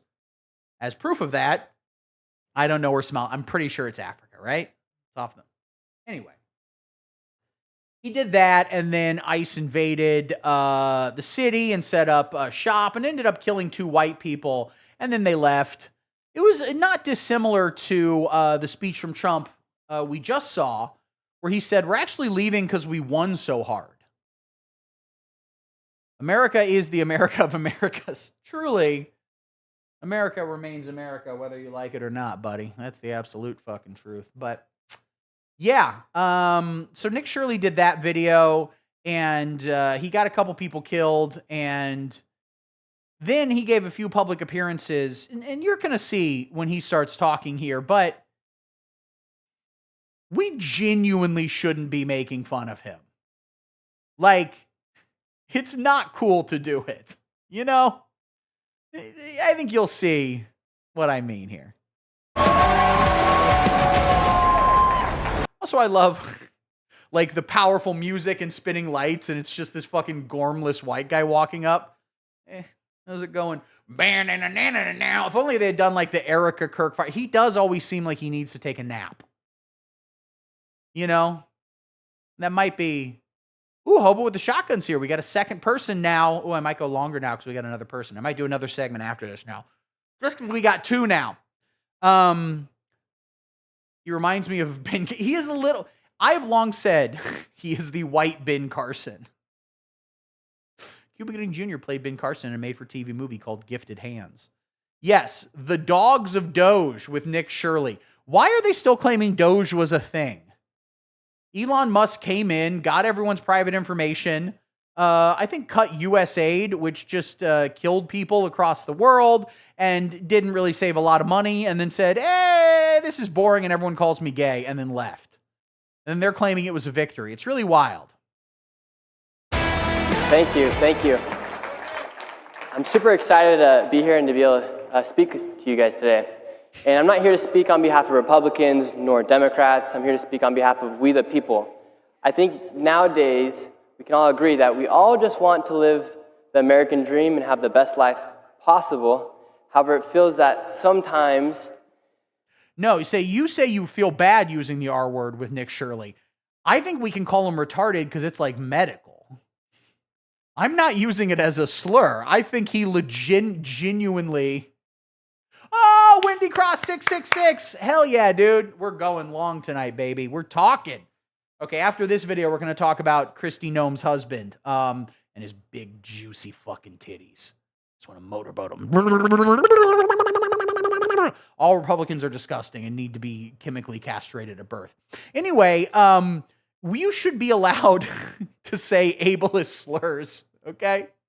You can feel the crowd. That is true. In a way, they're just kind of like, it's cute that he's trying. Go for it, big guy. Actually, a lot of times, non-controversial issues are becoming controversial inside of America. For instance, if you take a look at the idea of deporting illegal migrants, that word is illegal. That should not be controversial. Or the idea that showing your ID to vote has become controversial. That's not controversial either. The idea that fraud is bad has become controversial. How is that controversial? I know a little bit about fraud. I know a little bit about Minnesota daycares as well. Same thing. So this is good to sort of dismantle conservative propaganda. He doesn't know what he's saying. He doesn't really know where he is. He was promised ice cream if he can get through the whole speech. So it's very exciting. I don't think he's reading a teleprompter. I think he memorized this. He's working harder than most of these people that you'll see. So he's making all these points that are obviously the whole political project of CPAC, of all this stuff. And they successfully did it in 2024 with Donald Trump. But the whole project is to make them seem not weird. Now, in 2024, when Donald Trump won, they kind of thought they had succeeded and thought they had won a cultural victory, when in fact they had won a political victory. They won largely due to Democrats' mishandling of things. They won due to perception. And they won a little bit due to making them seem more normal than they actually are. Here's how weird the Republicans are. Donald Trump is the face of the operation, okay? So when Nick Shirley says, like, some things should not be controversial, but they, in fact, are controversial. The thing he's saying is, like, we are normal and you shouldn't find these things weird. Then he says a bunch of lies. He goes, deporting illegal migrants. That word is illegal. So no Republican understands how immigration works. None of them fucking get it. They just assume that, like, he sounds like Rain Man.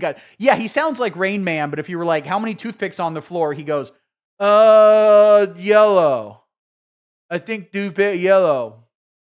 You bring him to Vegas and you're like, blackjack, do I hit or do I stay? He goes, I think banana. I think I should get candy to stay. Nick Shirley's basically like the horse on the old show, Mr. Ed. They just put peanut butter in his mouth to make it seem like he's talking. Anyway, they don't know how immigration actually works. It's a process. People will declare asylum, and then judges have to rule on if asylum is valid. And so in that process, they're here, or people in the process of getting a green card, blah, blah. It's a very complex project. So, again, I don't think it's controversial. I don't like it. I'm pretty far left on border stuff. I'm more or less an open border guy. That's not an actual fucking position anyone holds. It's the cornerstone of retarded fucking conservative populism, is that, like, oh, we had an open border under the Democrats. Democrats are pro-open border. They're obviously not. No serious person would say that. Hundreds of thousands of people got deported under Joe Biden. We had a lot of border crossings under Joe Biden. We had a lot of people coming into America. You could have a conversation and say, why is that bad? They're objectively good for the economy. They objectively commit less crimes. Why is it bad they come here? But again, that's a matter of opinion. The fact of the matter is we don't have an open border. We didn't. We fucking don't. But most people are in favor of deporting migrants. America's very racist. People do not like immigrants. It's a thing. I don't care for it, but it is what it is. Democrats go far right on the border every fucking time. Doesn't help them. You cannot chase the Republicans. They hate you. Republicans literally listen to Nick Shirley talk and go, he is the best of us. He needs to represent us on television. That is what you need to think when you're interacting with Republicans. Most people will be fine with deporting illegal migrants. But the method as to which ICE is doing it is obviously abhorrent and monstrous, and people don't care for that. And on top of that, plenty of the people that are deporting aren't illegal migrants. They're in the process of migration. Some of them are just fucking full up American citizens, okay? So that's a goddamn lie. Next, he said had a problem with fraud. Again, he uncovered no fraud. That is a lie. He objectively did not, okay? The fraud that he mentioned, which he did not uncover, it was uncovered many, many years ago, was prosecuted. It's kind of similar as to when people will be like, do you see that an immigrant murdered a white woman? Why are there no protests over that? And it's like, well, I mean, what happened? Well, the guy got arrested. Okay, I mean, that's what happens. People shouldn't kill people. Republicans always will say that. Like that video of that Ukrainian refugee woman. Like they fucking care about refugees, or Ukraine for that matter. But she got stabbed by a black guy in a bus, and Elon Musk paid to have murals of her drawn and shit like that. And everyone's like, Democrats are, the average Republican genuinely thinks that Democrats want a race war, but they're just on the side of black people. That is literally too many syllables. You're not wrong. But yeah, it's the same thing where it's like, I don't like that someone got killed. That's bad. You want to talk about how this guy who killed her was kicked out of, he didn't get mental health care due to cuts in funding for mental health care programs where he was. We could fucking talk about that if you want to actually talk about solutions. But it's bad that he did that, but like he was arrested. People are gonna kill people. They shouldn't do it. I would prefer if they didn't, but there's not a society where people don't kill people sometimes. There are just crazy people. The issue is them getting fucking arrested, and there are people that are going to defraud public programs. They shouldn't do it. Again, it doesn't crack my top 50 fucking issues to deal with. I don't really, somewhere, you know, I don't know, between people shoplifting at Target and, you know, whether or not I have free toilet paper brought to my house. I don't know. I couldn't think of a better example. The point is, I don't really give a shit, but people shouldn't do it. It's not a good thing to do, but it got investigated. It got covered up. Okay. So this is how he's lying to you and just claiming things are true and that it's normal. And it's crazy to think that we live in a world where somebody who exposes fraud can then be painted as the bad man from the politicians where he exposed the fraud. By the way, he said the Batman. Shouldn't they be excited to know that the fraud is being exposed, because that's not a Republican dollar or a Democrat dollar, it's actually our dollars.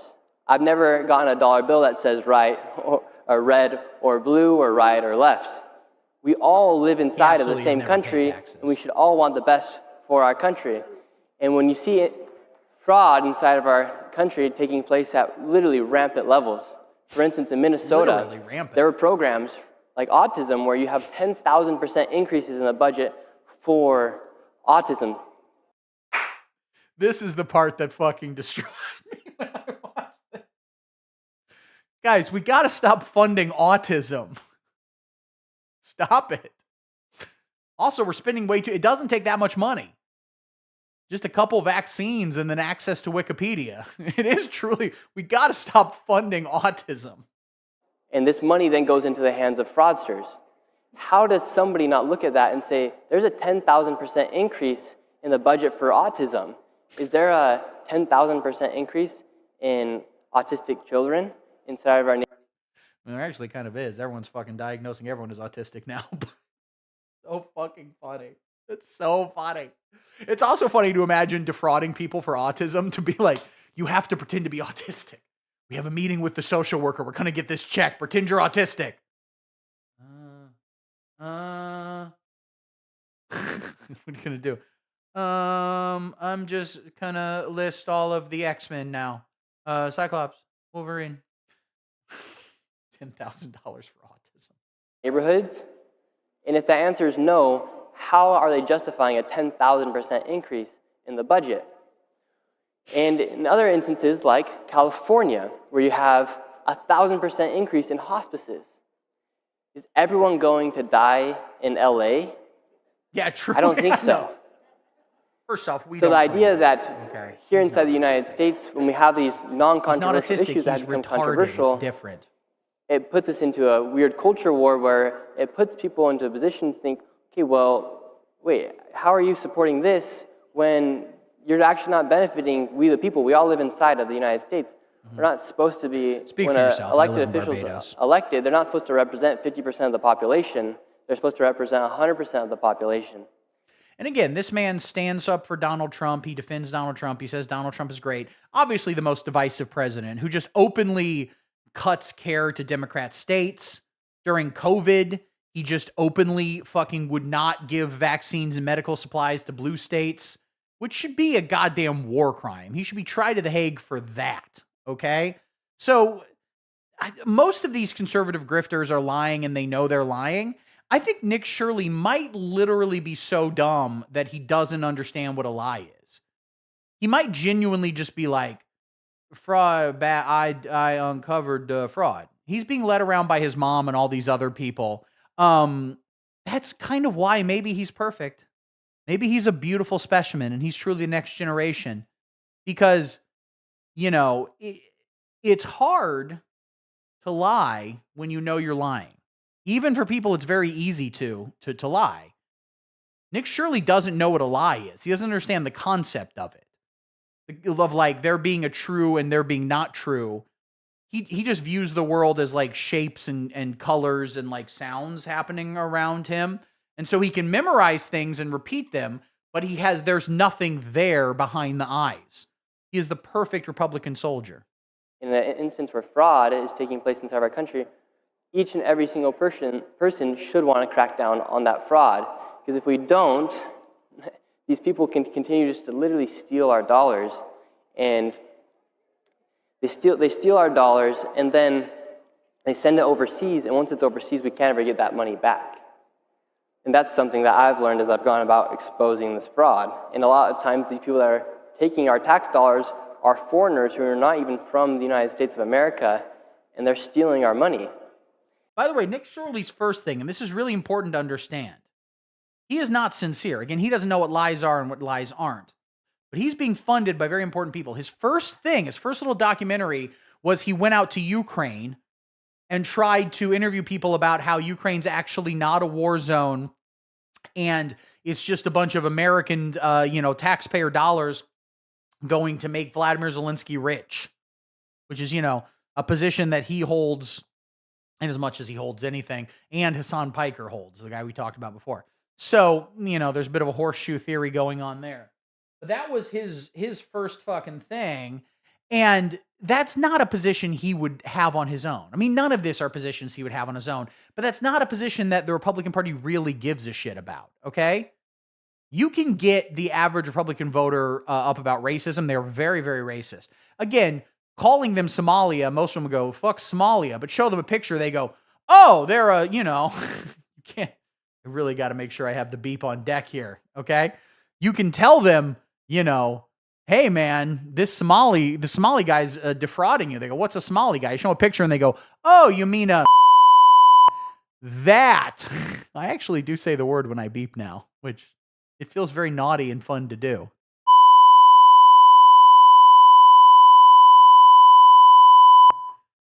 Oh, wait. Was that the beep? The beeps cover up. The beeps not cover up my words. That was a brief moment of panic where I was like, oh shit, are my words coming through? That would have been very bad.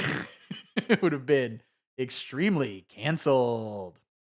What was I saying? Yes, the average Republican doesn't give a shit about Ukraine at all. They're like trans people, blacks, gas prices. That's what they actually care about, which is why gas prices going up. Yeah, well, thanks, Hobo. You should all be saying it too. Whenever I say it, whenever I drop a big fat, you need to be saying it too. All right, along with me. Let's do it. 3, 2, 1.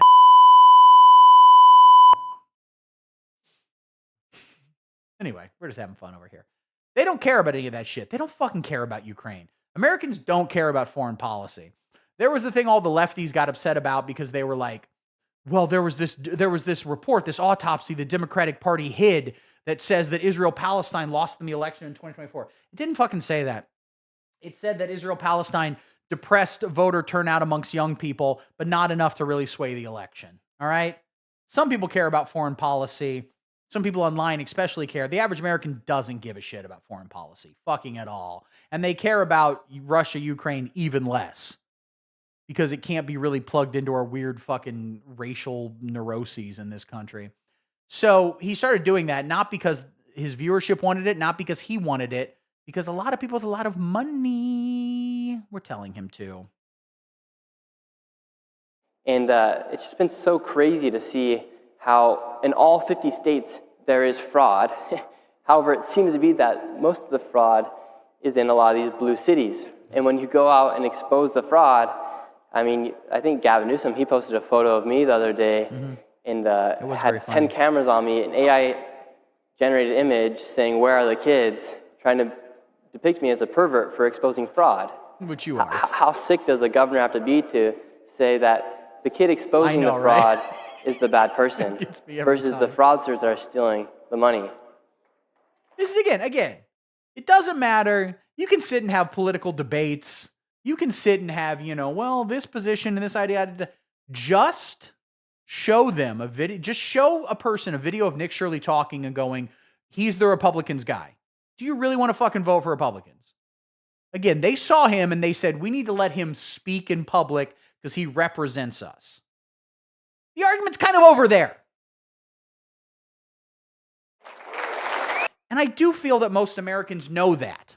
Okay? And that's the thing.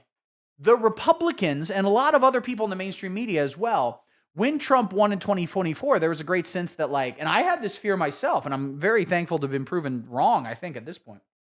There was this fear, this sense of well, Republicans won the culture war, the country's shifting, people are more right-wing now. But there was a combination of things. A, people pretty quickly realized that, A, there was a lot of fuckery going around in the votes in 2024. And I'm not doing blue MAGA shit where it's like Elon Musk hacked the machines. And maybe, if anyone has any evidence of that, I'd love to see it. God knows I wouldn't put it past them. But I've not seen any actual evidence of that. Seems like the kind of thing they do, but I haven't actually seen any evidence. But I'm not talking about that. I'm talking about voter suppression, which was fucking widespread and out in the open, and they admitted that they did it, okay? So the notion of like Donald Trump winning the popular vote, blah, blah, blah, et cetera, is kind of like, which he did, he just barely fucking did. And that's where Republicans are at. They're like, this is the most dominant Republican victory in forever. Slightly more people voted for him. That's a referendum. He got slightly more votes. But there was a lot of voter suppression. And also, again, it wasn't a cultural victory. It wasn't so much that Donald Trump won. He did a little bit. It's more, when you're looking at, hundreds of millions of votes, people are going to break down in a lot of different ways. But I think it was less that people voted for Trump, although some people did. But as much as the Democrats tripped on their own dick and balls, Joe Biden fucked us by running for re-election until the last minute, until having a really fucking bad debate performance. Joe Biden always had a stutter, always couldn't talk. It got worse as he got older, and then that debate performance was fucking apocalyptic.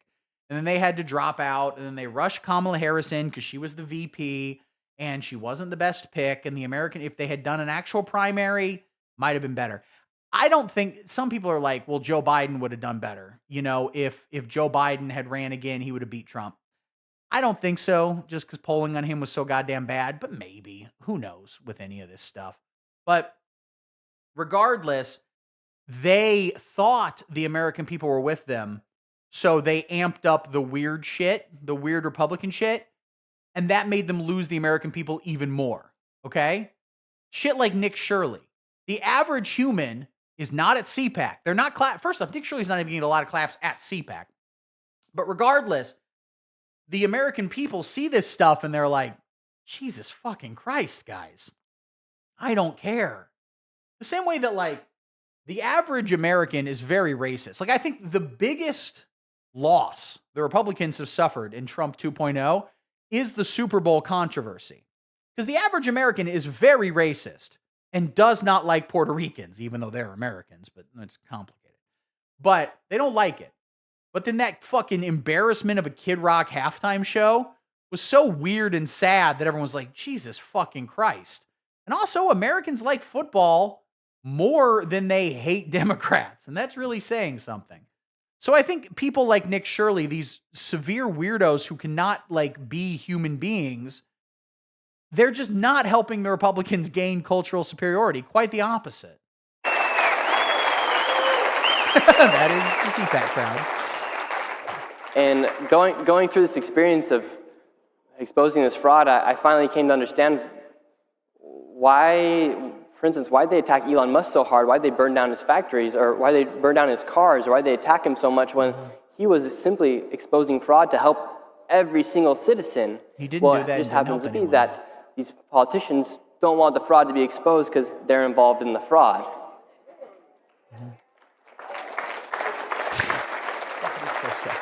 And I honestly feel for this kid. Nowadays, since I've posted that video, my life has changed. It changed a little bit. I'm speaking here in front of all you guys, so thank you. But my life's changed a little bit because the idea that a governor, for instance, Gavin Newsom, can go ahead and post that photo, and everyone knows that I'm not the bad man for exposing the fraud, but a small group will then think, Batman. Well, that kid is a bad person. He is what they're trying to depict me to be. That Republicans always do this shit where it always has to be, like, moralistic.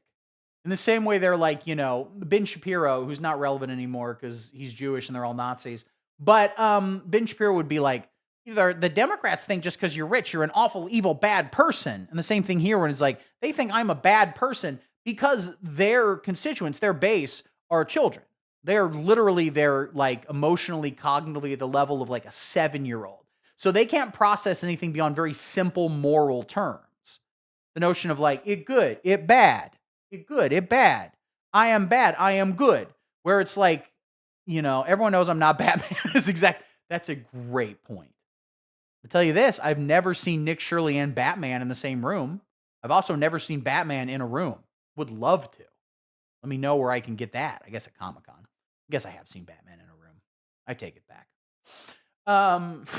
Anyway. No. So it has to be like, I am bad man, but I am good man. It can't be like, well, what are the forces that you're representing? What's the money for? Because it's like, you can moralistically say, you know, billionaires are all bad or whatever. And it's like, you probably wouldn't be wrong. But it's so simple as to be fucking meaningless. What are the systems that make people billionaires? And what are the systems that enable them to have more political power? You know? Now I have to walk around with security when I go to cities, or people will try to literally. Last time I was in California, I was just there the other day. I couldn't stay at a hotel because last time I was in California, after I posted that fraud video, somebody tried to take a photo and put it into a Reddit group chat, and a group of people were looking for me because I exposed the fraud.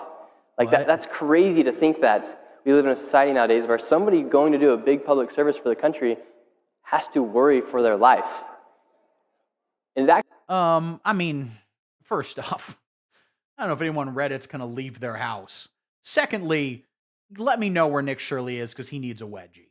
I feel like Nick Shirley was homeschooled and as such was not bullied into not being like this. Definitely homeschooled. There's never been a more homeschooled child in the history of the fucking world than Nick Shirley.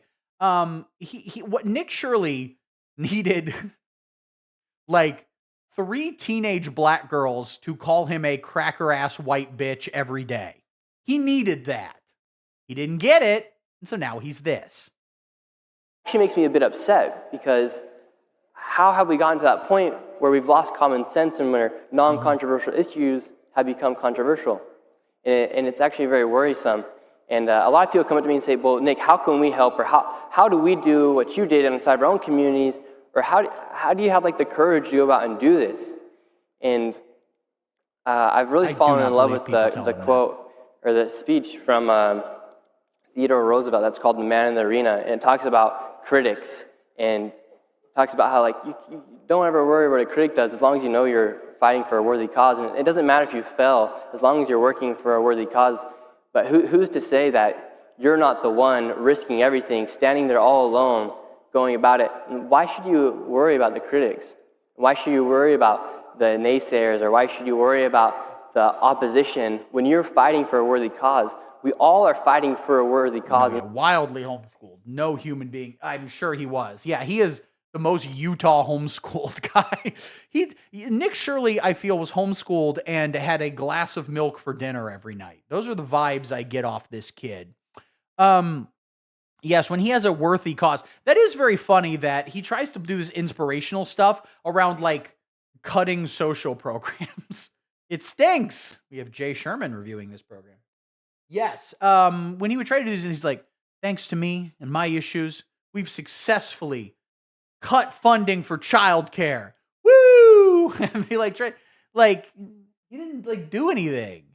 I don't even think they fucking cut any funding because all that shit's done at the state level. So like, they got Tim Waltz to drop out because they kept calling his retarded son retarded, which was mean. They would just drive by his house and just yell like, your son's retarded. Yeah. So they got that, and then they got ICE to come in and kill 2 people who were both white and then leave. So he didn't even get anything done based on like what they wanted. Guess what? Tim Waltz won't run again. Next one will probably be black. It's a blue state, all right? And it's fucking bluer now. So you didn't even do anything based on your own stupid Nazi aims. Inside of our communities, with our families, in our churches, at our schools, because a lot of things that we're fighting against are non-controversial issues that have become controversial. No girl should ever have to worry about a man playing on their sports team. Like, the idea that that's become controversial is insane. And so this is the problem. I'm going to send Nick Shirley a tip about Rick Scott's fraud. It will blow his mind. Is that the Texas guy? Woo! We love it. He mentioned the trans people. So this is the issue that we get, right? You have like Gavin Newsom pissing off a lot of people in his own base, I think, or at least pissing people off online. Maybe that's not actually reflective of reality. But regardless, Gavin Newsom will say like, yeah, I agree. I don't think, trans girls should play in female sports, which I don't think is a controversial topic. I personally whenever we talk about like should or shouldn't, I don't really give a shit. I don't think the government should force anyone to do much of anything. If I was a woman playing sports, I don't think I'd want to compete against a trans woman. Probably, but then there's like other scientific stuff about like taking estrogen and lowering your testosterone and muscle development and stuff like that. But I still think if you've gone through puberty, if you've gone through male puberty, like you're just gonna be bigger and your frame's gonna be bigger and you're gonna have bigger bones and shit like that. So I do think it's unfair. But I mean, all sports are unfair in various ways. It is pronounced Newscomb. You're correct. I would not say this is not a pro Gavin Newsom stream necessarily. It is a pro pissing off Nazis and tanky stream, and he does do that. So I like that about him.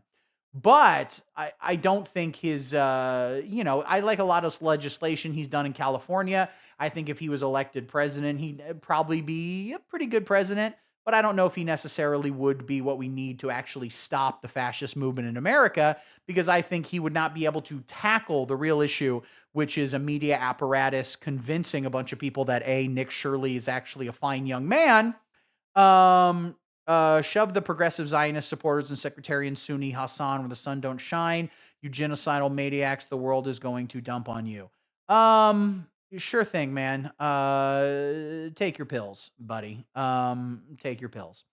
What was I saying? Yes. So the problem is Gavin Newsom, we'll do an interview with Ben Shapiro or something, and we'll say this, which I don't think is a terribly controversial thing to say, but like, just don't Democratic cretin. Okay. Was that Gavin Newsom you're talking about right now? Gerbil Jim? Are you a bot, Gerbil Jim? I'm a big fan of your whole thing. Please never stop. Never stop not stopping posting. Thank you. Anyway, when you wade into these fucking culture war issues, even if you have takes that aren't necessarily controversial, I don't think it benefits you, because people on the right will spin it. It doesn't matter what Gavin Newsom said. Gavin Newsom did the podcast with Charlie Kirk. Rest in peace. And by the way, Charlie Kirk, a little bit of a hypocrite, because he always was opposed to trans surgery, yet right before he died, he had a new hole installed. So, he says he's pro-life and then he dies. I just think that's hypocrisy and I don't like it. But he does this interview with Charlie Kirk and he says all this stuff, First off, he says his son watches Charlie Kirk, which is like, don't fucking admit that, okay? Don't fucking admit that. But then, I don't know what 4 is there, but thank you for posting that. A view is a view. Oh, very good point. We got 4 now. You're damn right. We're going all night, baby. I'm doing a 12. We're doing some Asmongold ass shit, okay? Where we don't bathe and we stream long enough to just become Republican. But no, he, it does an interview with Charlie Kirk, and he's like, Charlie, I think you're right, and I think we shouldn't have trans girls in sports. Which, again, I think is a reasonable position to have. But then, Charlie Kirk goes on Fox News that night and is like, Gavin Newsom is a radical trans activist who want all your, little boys to pee. This is a funny joke I do in Vagina Predicament that I didn't get a lot of credit for, but I always liked it. When he would go, listen, these radical Democrat activists, they want little boys to sit down to pee and little girls to stand up to poop. We got to stop it. But no, Charlie Kirk would say all that fucking shit. So you don't win any points with anyone by wading into this culture war shit. Your genocidal Zionist pals killed Charlie, so I guess you established Western equalities there. And you supported the Epstein class. Who's the you in this situation exactly? Please leave me out of this, sir. I'm just trying to watch my good friend Nick Shirley. But again, please keep commenting. I think it helps the algorithm. And listen, if you're not taking pills, you need to take more. And if you are taking pills, you need to stop them. No. Take your medicine. Take your medicine. Vote on War Lover. Oh, is this like you think I'm Republican because I'm watching Nick Shirley or something? You illegitimate maniac. Okay, yeah. Oh, sure, man. Absolutely. So yeah, just don't wade into this culture war shit.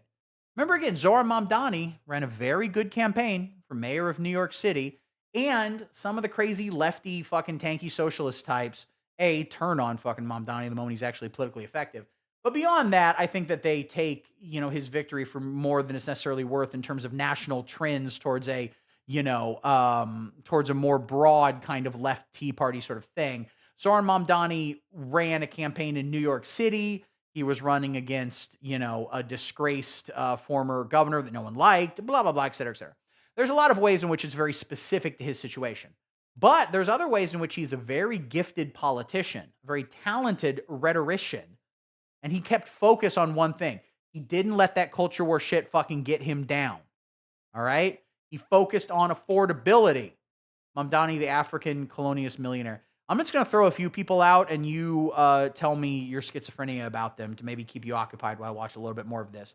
I don't know, Dick Cheney, Karl Rove, Michael Jackson, Taylor Swift, and the Green M&M. Go. And it takes men and women who are ready to become that man in the arena to be able to confront the opposition, to confront those critics. Because if no one does, they will win. No, I literally don't know. And when we're fighting for I literally don't know issues that aren't controversial, but nowadays have become controversial, each one of us have to step up and become that person. Being weird if you get who steps in the arena and says, I don't care what they say, or I don't care what he or she says. I think that is Nick I'm going to Shirley, do it because it's a worthy cause. And if we don't... By the way, you guys Because if you don't, the critics will win. You guys can't read the little ticker on the bottom because I'm covering it up with some very normal stuff, but the ticker reads, President Trump gets another win as appeals court blocks bond hearings for some illegal immigrants. And then the next thing that pops up is recommending people go bet at Kalshi.com. Why has online betting gotten so much bigger in the past year or two? I don't get it. I don't like it. It feels very dark and nefarious to me. And their voices are a lot louder. That's how they try to intimidate you. Imagine if I would have been intimidated by Governor Walz calling me a delusional conspiracy theorist, a far-right white supremacist, or all the other things that those politicians called me. In fact, they even incited riots inside their cities for somebody who exposed fraud. Meanwhile, so I guess he's claiming that the riots were... I know, I already said that. Gerbil Jim is Nick Shirley. I like Gerbil Jim. I think maybe after I told him I literally don't know the button to press to ban, he goes, oh, well, that's not fun. Maybe just like a kink fetish or something like that, and he just wanted me to get mad at him, but it doesn't work. I'm a millennial. I'm jaded. I have irony. I don't believe in anything. It's fine. Oh, he's back. Progressive scum make principled politics impossible. Say that 7 times fast. The submit to powerful interests in the status quo and deliver empty promises and block change. Gerbil Jim, I will literally vote for whoever you tell me to next. You are my sage. So let me know what positions I should be holding here. Anyway, is Nick Shirley saying that the riots were because of the fraud or they incited riots against him? The riots, if you want to call that, they were actually they're pretty peaceful. They're mostly peaceful protests. And the fucking right wing took that term from the summer of 2020 and pretended like it wasn't true. It was true. The protests over George Floyd were mostly peaceful. That doesn't mean they were entirely peaceful. There were riots that happened. And, people lost property, which is tragic, even if it's not the equivalent to someone's life. And some people lost their fucking life, and it was all bad. And I don't particularly like that violence, but that's what's going to happen when you oppress people, But the riots in Minneapolis weren't about you, Nick Shirley. Fucking get off your goddamn high horse, okay? Just stop sucking your own dick so hard, all right, buddy? Were not about you. They're about the ICE occupying force. Now, the ICE occupying force was also not because of you. You were in contact with a lot of Republican officials and lawmakers and such who astroturfed your stupid video that no one actually watched. So, in a way, white male, Western liberal, patronizing trans and colored people sickening. What? Anyone have a Google Translate from schizophrenic to normal? Again, buddy, just tell me who to vote for. Okay, that's you. That's what. How dare you? I'll have you know that I identify as black. It's me, Rachel Dolezal. Thank you. But yeah, Nick Shirley, they didn't, first off, the riots, they didn't incite the fucking riots to begin with. It happened organically, but whatever. The Leering Center, it wasn't much to hide. That fraud was very obvious. In fact, the Leering Center then even closed down. They fled the city because they know they're committing fraud. So again, he exposed no fraud against this place one thing for you guys to think about is who are the critics? Who are those people that are saying that you're the bad person or that what you're doing is not right? Well, a lot of times it's the media. A lot of the times it's that person who listens to the media where they've lost that idea of common sense thinking. And so nowadays, the most important thing I feel like for any of us to do is to think okay, is the cause I'm fighting for, is it a controversial issue? Or is it actually non-controversial, but it's an issue that has become controversial from the critics? And we cannot ever pander to the critics. Sure. Vote dim. You voted for the man that kicked off the latest genocide in Palestine, Joe Biden, the father of the Ukrainian coup, and 2.2 million. Oh, okay. So, yeah. Okay. So you might be a bot or a lunatic tanky. Could be either of the two. And if so, I think you're cool. If you ever need a place to stay in Chicago, hit me up. Come stay here. Especially if you're a robot. That I'd like. Obama. 6 million civilians across the Middle East killed. That's not true. It was actually 5,999,998. 2 people came back to life. So you didn't vote Biden. I vote for the Whig Party every time. That's my political position. Gerbil Jim, who did you vote for? Great question. Great question. Presuming Gerbil Jim is a actual human, and not a Russian bot, which I probably more lean.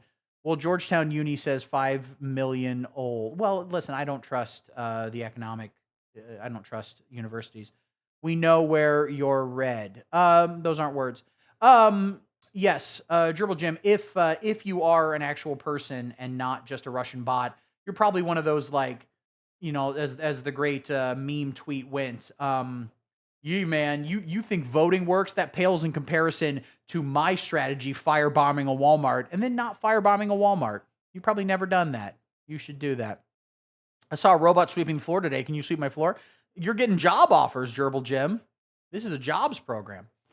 So yeah, this is the Nick Shirley thing. It's the whole conservative project, which is to just lie about shit and claim that your position, lie about your position, and then claim people are against that. So he's like, you know, Democrats are, they want women in men, they want men in women's sports. So I'm a terrorist because I didn't vote. Nice argument, bro. Thanks, man. I worked really hard on that argument. I appreciate you coming to that argument. Now, did you not vote out of principled leftist reasons, or did you at one point steal a TV? Are you a felon? If so, cool. What was jail like?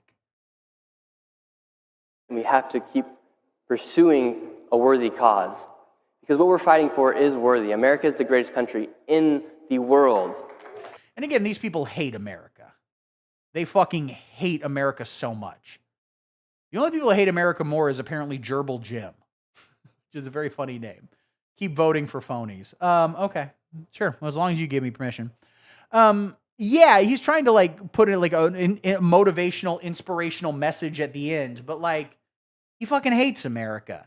They despise everything America represents. Okay, at least a good vision of America, you know. But he, whatever.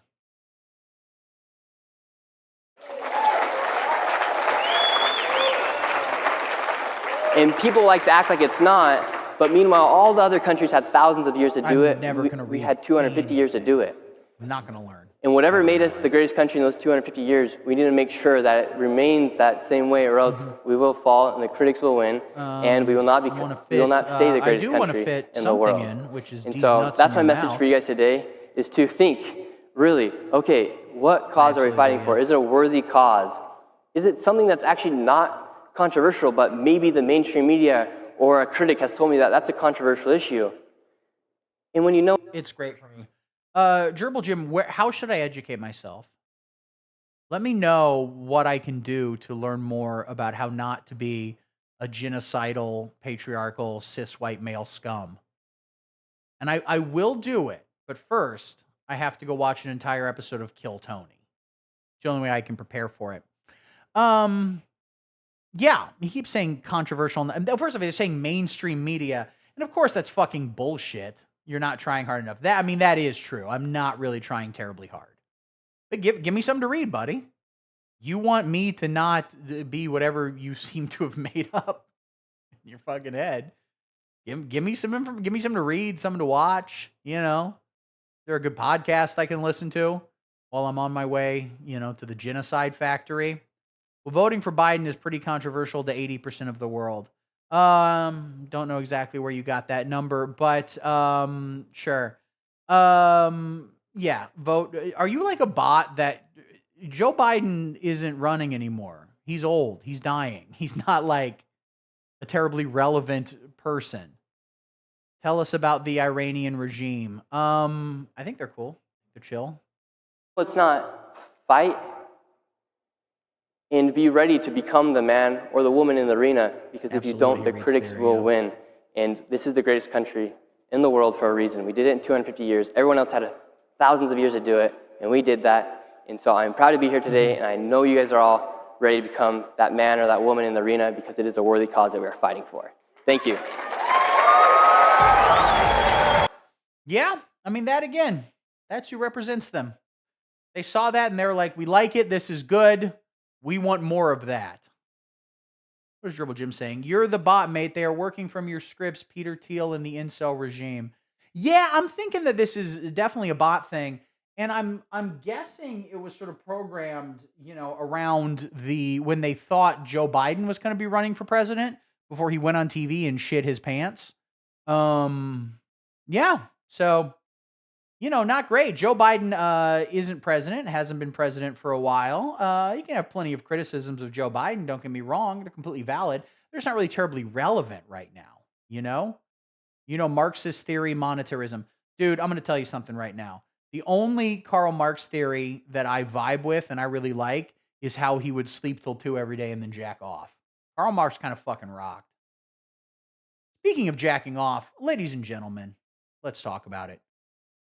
Kristi Noem. Do you guys know who Kristi Noem is? Well, ladies and gentlemen, she's high-ranking, silly liberal with a facile understanding. Are you a communist? Would you say you're communist? Or are you like, I don't like labels, man? How did you find this stream? How did you find this?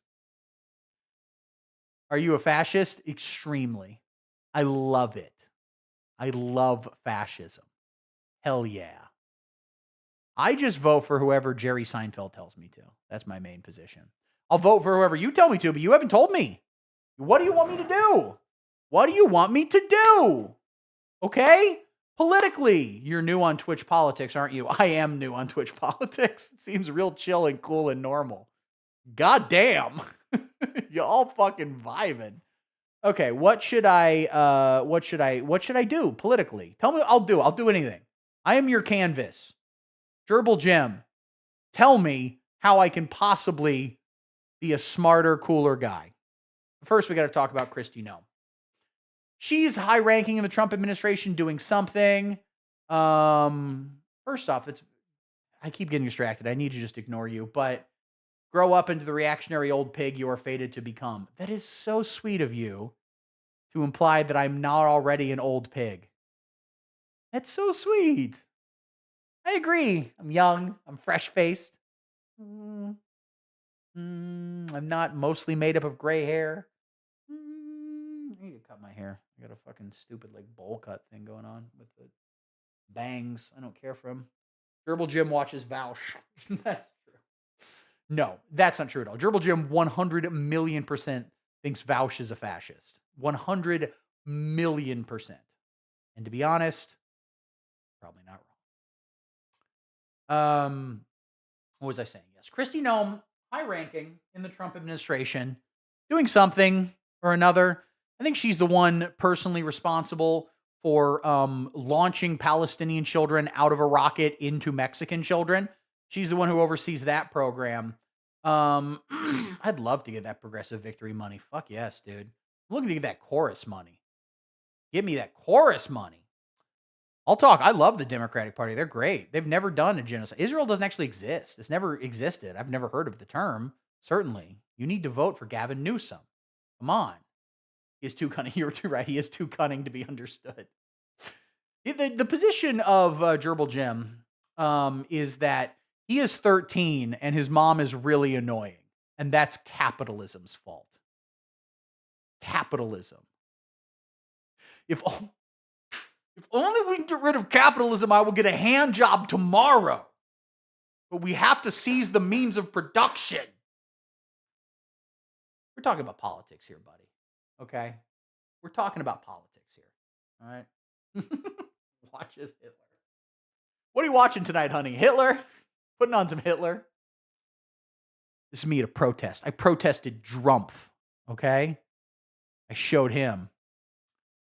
Doom, ooh, mommy talk now. Hell yeah. Stop being so sexy with the liberal silly man. You got it. You won. Kristi Noem famously wrote a book when she was trying to be Donald Trump's vice president. Because for a while it seemed like he might choose a woman to secure up that. I've received 100 messages today. Very exciting. He really. You're at the Hitler protest? I show up to the No Kings, but holding a sign going, this is specifically about Hitler. Let's focus on the real bad guys here, okay?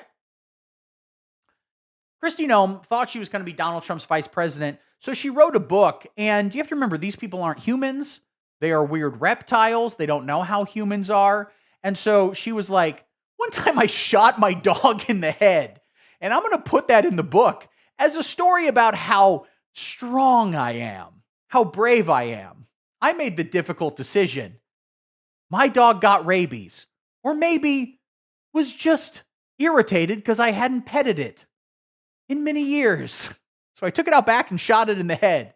And even Republicans were like, fucking Jesus Christ, dude. Jesus fucking Christ. And so then she got dropped like a hot potato. But then Donald Trump no human hates dogs. No human has had less pets than Donald Trump in human history. He does not like them. He does not want to touch them. He thinks they are gross. Okay? Pew, pew, pew, pew. Disgusting. So he put her in the cabinet in some position, and she apparently has a husband. And it came out recently in this article from TMZ, which is where we get actual news now. Kristi Noem's husband outed as cross-dresser over DHS policies. That's right, Kristi Noem's cross-dressing husband possibly exposed by an undocumented immigrant. He's a Destiny subscriber. No, he absolutely hates Destiny and Vouch. First off, I'm a 42-year-old man. I shouldn't know who these people are. That's not good that I know them and I watch them. Gerbil Jim, who do you hate more, Destiny, Vouch, or your mom? Who do you have more of a anger problem with? Are you a big Hassan guy? Are you mad because I was making fun of Hassan earlier? It's fine. He's gotten more pussy than I'll ever even imagine. Who gives a shit if I call him a weird LARPing dipshit asshole? Yeah, speaking of getting pussy, Kristi Noem's cross-dressing husband might have been exposed by an undocumented immigrant seeking retribution over President Trump's Department of Homeland Security policies. Here's the deal. Axios White House reporter Mark Caputo posted on X Tuesday, don't call it X. I always feel weird whenever people actually call it that. Don't fucking call it X. That he received a weird tip in February about Byron Noem's secret gender-bending impulses, which include photographing himself wearing huge fake breasts and pink spandex shorts. But get this. Caputo says the tipster was, quote, an immigrant sex worker who was possibly in the country illegally and wanted to go public about Noem's husband.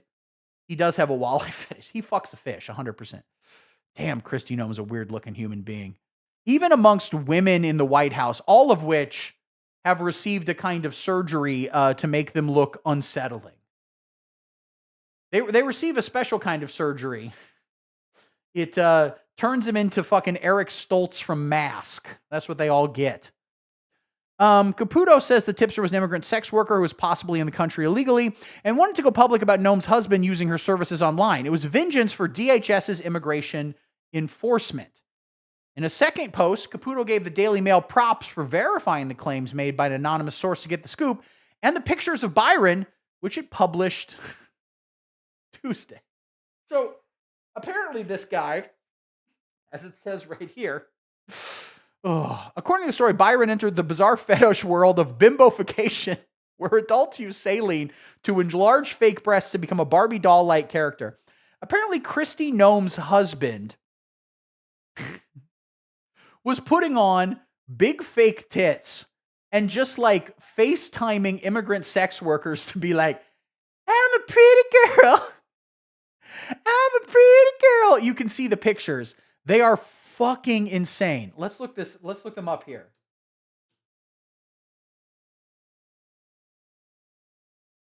Pictures. Here they are. Oh, dear Lord.